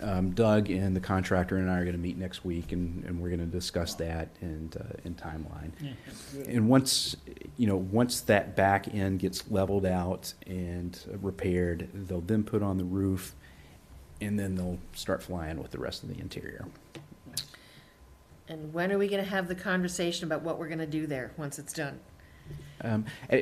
We will have to at some point. I think that's going to probably segue Yolanda into the CR discussion. Right. Okay. That we have, but yeah, my main goal right now is just to get that barn. Yeah. No, I repaired. understand that. Any decision on the exterior finish? You know, I am still, that's a good point. I'm glad you brought that up. I'm still waiting on a price for the cement fiberboard. I'm assuming that's what you're referring to. That's what I'm talking, because we had several, contractors say that was the way to go, and so it's just something that we asked you to explore. Yeah, and I will double back on that with, when we meet next week. Yeah, okay, thanks. I said to Michael, it might be also interesting, because I know Yolanda had brought this up a while ago, that like when we get to a point where we really see stuff happening, that maybe we do much more of a, instead of having it as an update here, having it as an agenda item and have pictures and have Right. kind of more Yeah, information good idea. and. To sort of see it and people can see the progress and, yeah. So Michael and I were chatting earlier and about like, depending on how much information he has at this next meeting next week, maybe we'll put it on our agenda for the last meeting in April, and we can kind of start really seeing a lot of this stuff. Good So- way to cap Steve's select board career. I think it's a great idea, because, clearly you can see, just even the fact that it just looks like a shell is progress. Yeah. right? Yeah. And I don't know if you saw in your email, we actually had a resident from Hopkinton write the board a thank you note, saying that, they enjoyed seeing the work that was happening and appreciative of it. So Yeah, that's good. great. Warren District, just a very small update. Paul Gustafson attended the Historic Commission meeting last night. I was not able to attend. That would have been the third meeting I've had to go to. But Helen Nicole and Joan Gonfriday have been doing a lot of work on the kiosk. And so I think the Historical Commission has looked at that, and they feel comfortable with it. And so we're talking about the production of it. And, Nice. so that's Nice. moving along. Thanks, Jonas. I think The- she's the- on the, Yeah, the house looks great. Yeah. It's Has looking there been any timeline? Does Mr. Gustafson have a timeline of when he's putting that house like on the market and, actively? So I haven't had a discussion with Okay. him about Yeah. that. I did. I don't know that he's done inside. I'm like still seeing stuff. Yeah, I don't think so either. And I mean, I check the list. I check all the Ashland listings occasionally, and I have not seen that one on Okay. yet. Yeah. Okay. So I'm just trying to think like timeline, because I think we do want to make sure we kind of wrap things up with him before, well, he won't get an occupancy permit unless he has Okay. things. That's That the- works. Well, that's because the there was card. certain stuff that he said he was gonna, Right. that he was gonna do inside and stuff. So I Yeah, think he so I- needs to come back and. I think it would be good to just circle back with him. And have one Oh, more. I think that would be great. Absolutely. In fact, I thought at the last And or a meeting, site visit. Randy, you suggested to have Paul come in front of us. Oh, yeah, no, I think we So, should, yeah. yeah. I'm just trying to think from a timing perspective, because, like, if it's not like imminent, maybe we can wait till the second meeting in May or something like, like not, just from a timing perspective. Okay. So, That's so is there, that's your Warren District. That is the Warren District Okay. Do update. you want to move into town manager reports? Sure. I just actually have just a couple of items. We don't have time. Oh, well, I'm It's sure only you'll make time 20 for at board 10. reports. But we've been here since 6:30. Exactly. So just two things. Had some members of Ashland is United come and talk about doing a Haitian, a celebration of Haitian culture and heritage. So we would look at doing a flag raising similar to what we've done with the Indian flag outside on May 18th. Also, as part of this, we're going to do something a little bit different. For a few weeks, what we're going to do is actually replace some of the pictures that we have downstairs in Town Hall with Haitian artwork. Oh, cool. And have that hanging in Town Hall for a brief time, and then of course we would replace that with what we have there before. So that we'll have more information about that with Milan and she planned. Just don't do the flag raising at the same time as the potential public safety opening That's a event. very, very good point. 17th or 18th. So those are Theirs two is the days. 18th. Okay. Well, I mean, in a timing perspective, Right. you could do it on the same day. Just not at the um, same time. So there's that, and then actually related to the public safety building and events. We'll be meeting with the DEI task force tomorrow, first of all, to go through the proposals, basically the finalists of the proposals for the consultant to do our strategic plan for DEI work. Jen and the rest of the task force have just done an incredible job of whittling 27 proposals down to a handful. But the other thing that we are going to gear up for is we're going to do an event relative to DEI and our first responders on May 21st. Kind of an interactive event with our police and fire chief and members of their staff with the public. And actually at the public safety building in the new training room. Makita is going to be the moderator for that event, so that's going to be on the 21st in the afternoon. So Will it be televised? April 21st. don't plan on it being televised. I haven't asked the question, Joe. So The only reason I asked that is, you know, a lot of people might want to go see that, and with the restricted parking. yeah, that's one of the things that we've discussed. Yeah. Okay. So, And is the public safety building set up to do hybrid or those kinds of meetings in the training room? I mean, we have to use the owl probably for hybrid. I mean, they have projector. I mean, they have smart boards. and there's TVs everywhere. Yeah, but it would be sort of probably the owl. We would have to test that out. Okay. It's too bad that we didn't Yeah. think of that. Yeah. But anyway, we're looking forward to that event. And so that's what I have for right now. Okay. All right. Gonna Thank you, keep Michael. it brief, all for All your right. benefit, folks.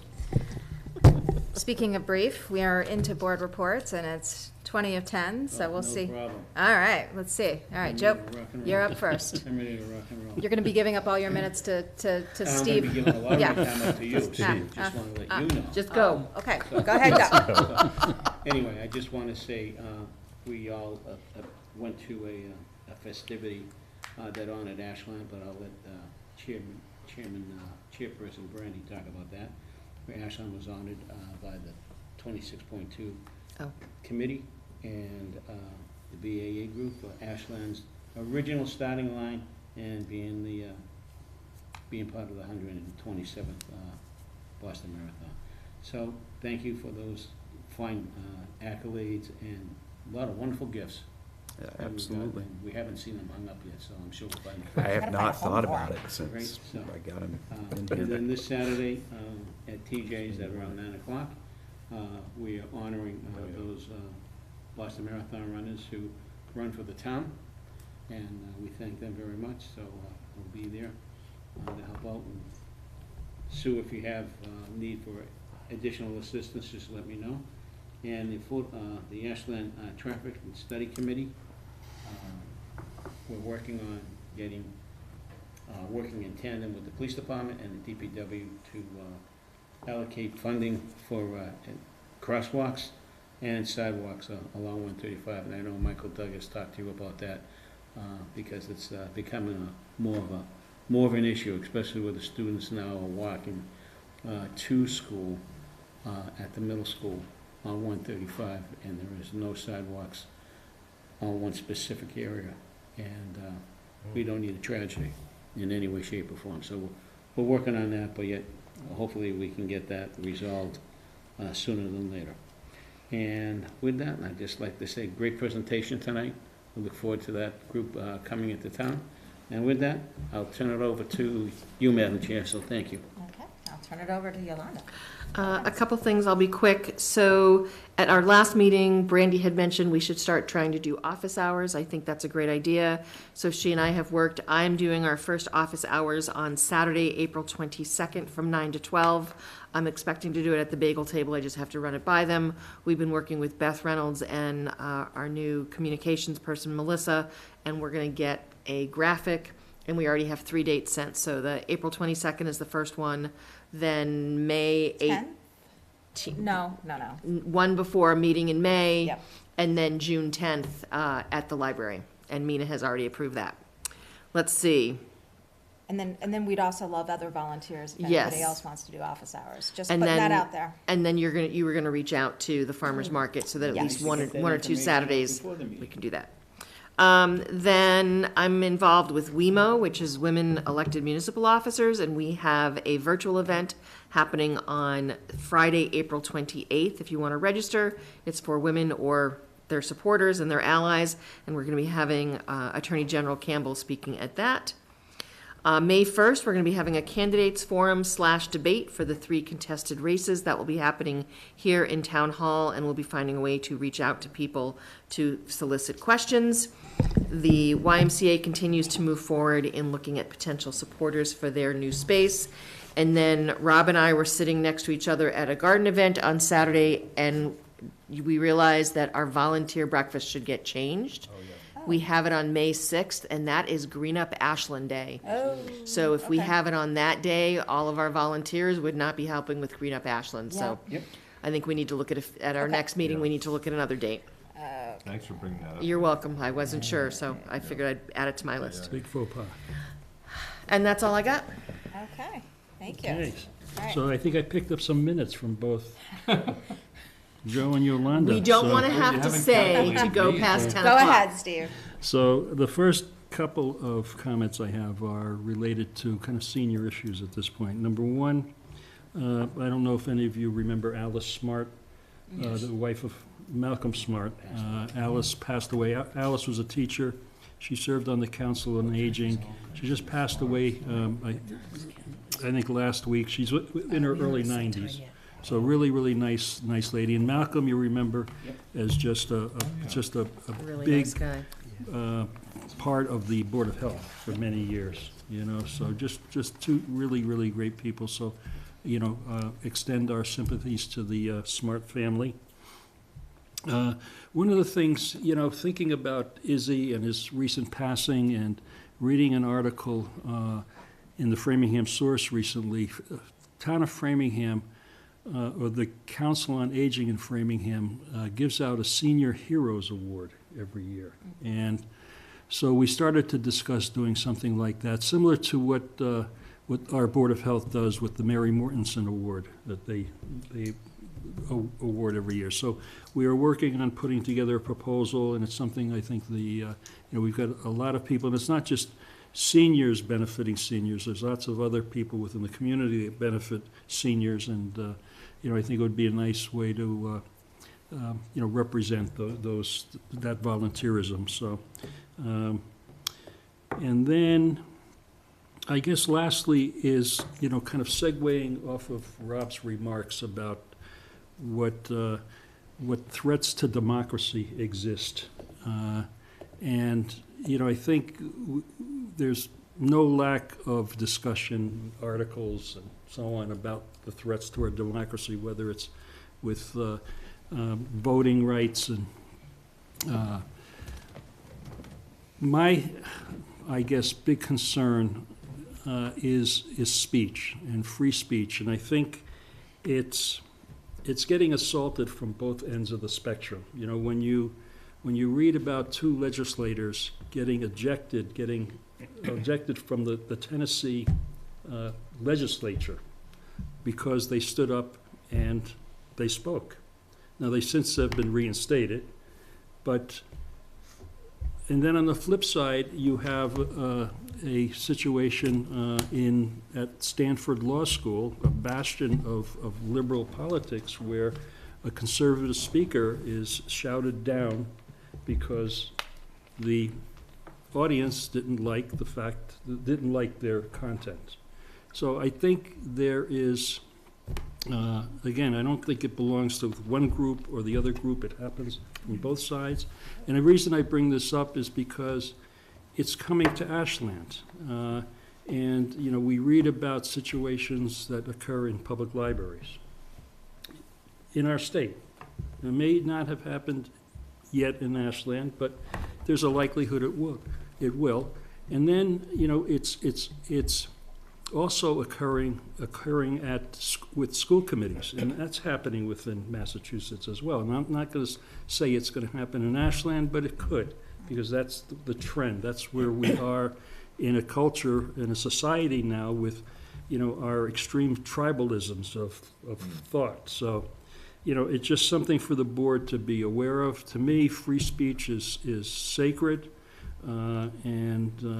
and should be defended, you know, at all costs. And I think any intimidation from either side of the political spectrum is wrong. So I'll leave it at that, my little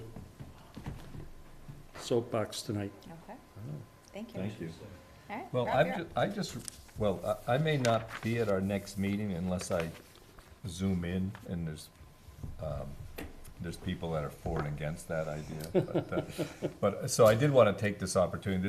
Looks like this is our last meeting together. So I did want to say a little bit about having served with you over really an unusually large number of years, I think. I hate to think how many, but you know, I've certainly, we've not always agreed on things, but we've agreed on many things. And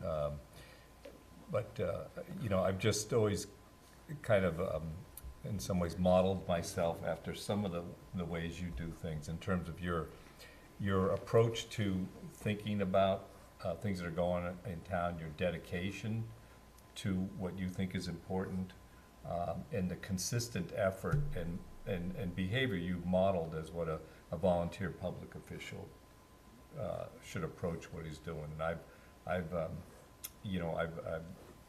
I said, we've had our differences, but I've often looked to you as for guidance on things, and you know, I really appreciate your efforts and your thinking beyond the immediate. Like the example of this maybe too long speech you just gave, but looking at these kinds of things that are important to all of us, and bringing those in attention. And so I certainly, you know, I've certainly appreciated your presence over the years, and I think you know, we're all going to miss your presence on this board, and you know, I certainly you know, it's time for a new phase, and you know, I'll be looking to see how you handle it. So because I may need some guidance in that myself. So anyway, it's been great serving with you over these years. I think it's been 8 years. Is that possible? 8 years. Well, this will be the end of my 12th, so it's very possible. Joe, I've served with for 12 years. 2015. So it's 8 years. Yeah, so 8 years. So, but I appreciate those words, Rob. You know, I'm going to miss our meeting before the meeting. That's because right. we usually talk before our. Who's going to instruct me on what to do? I don't know. But I appreciate those words, and I'll have some comments at our last meeting as well that are probably, you know, less soapboxy. Okay, very good. More sentimental, less soapboxy. Yes. Okay. Did you have anything else? No, you're good? that'll do it, yeah. Okay, so thank you, Rob. Just a few quick things. So I was at the CPC meeting last week to talk to them about the restrictions working group. We had they had lots of questions, and they didn't come to consensus because they were missing a couple key members of the CPC. So they didn't take a vote, but they're leaning towards taking on the restrictions for our CRs. With some guidance and help and all that stuff too. But it kind of led to a bigger conversation about CPC, and they have funding available, and they're looking for projects, as we know.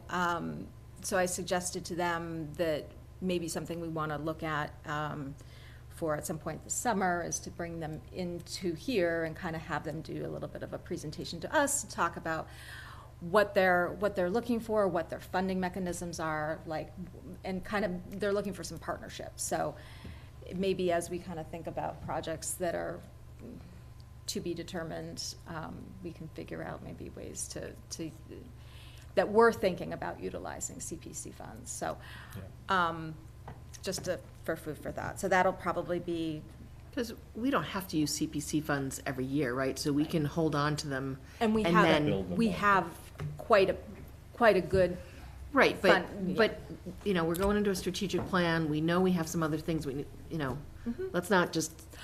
No, but I think it's worth talking about. Oh, yeah, okay. So it's more of a discussion because, Okay, you know. let's do some planning with it. But I think residents also expect us to do something with CP. We're getting taxed, and, you know, it's great that we've got a war chest, but I think the purpose of taxing ourselves is to do projects. But again, we've got. I mean, within the ability of the town to manage. Right. Yeah, I think when they come, we can have a discussion. Yeah. Yeah, it's, So it'll probably be some good- point good this idea. summer. Just to give a really, really quick update on the comprehensive plan, just because we've been involved in this. Oh, boy. So we met last night and interviewed, I think it was 18 people, 17, 18? How about a lot? It was a lot. It was a lot. I have to say, and I'm sure Yolanda and Michael will concur, we've got some like amazing candidates. It's going to be really hard to whittle that group down to 6. Plus a student. We had 3 students from Ashland High School interview with us, all freshmen, which is really cool.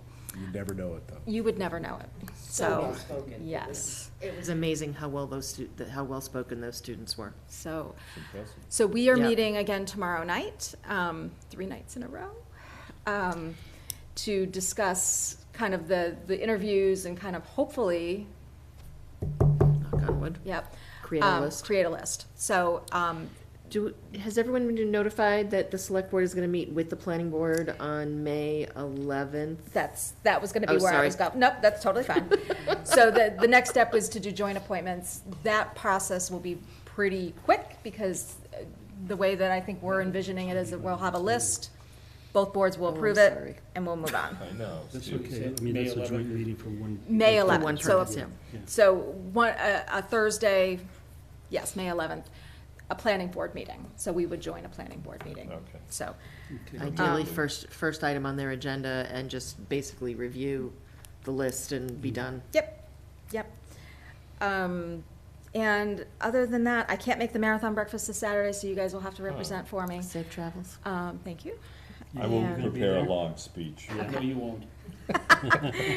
But, I will. Will I get to give Nothing's it? I keeping guess that's Joe the from his question. hash browns. so, but I do want to wish everyone who's running the Boston Marathon on Monday, great success. And, you know, I know everyone will be cheering for you, and it's such a great event. We were talking about the marathon event from last week, and it was really special to be a part of that. Yeah. It was, Yeah.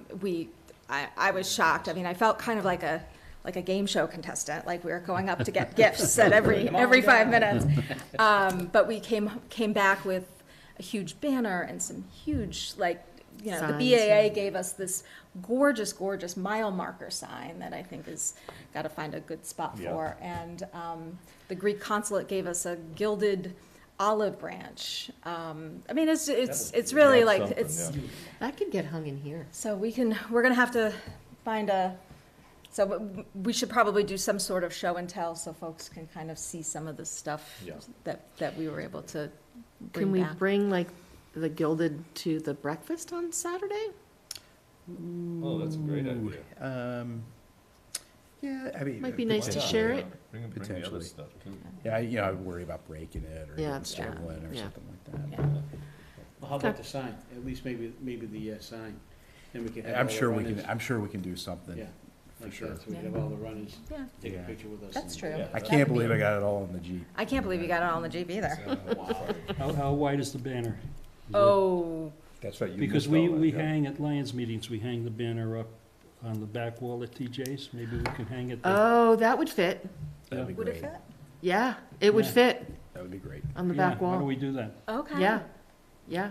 Ooh, That's Nice. a great idea. that is a really It's good a idea. really good idea. So talk to Occasionally. TJ's and Yeah, Every once in a while. Yeah, that is awesome. Okay, because quite honestly, I'm like, where are we gonna put this banner? Because it's it's We're not gonna leave it huge. there. No, I know, but it's a good sized banner. So, all right, and then we talked a little bit about Green Up because of the volunteer breakfast, and so we'll fix that. But I know that they're in the process of getting the word out about Green Up the first weekend. First Saturday in May. First Saturday in May. So come out and pick up trash. 26th. So, Yes.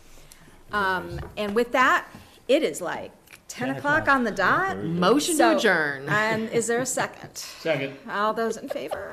Aye. Aye. So we are adjourned at 10 o'clock tonight. Our next meeting is in 2 weeks on the 26th. So we will see you all then. Thank you very much. Have a good night. Good night.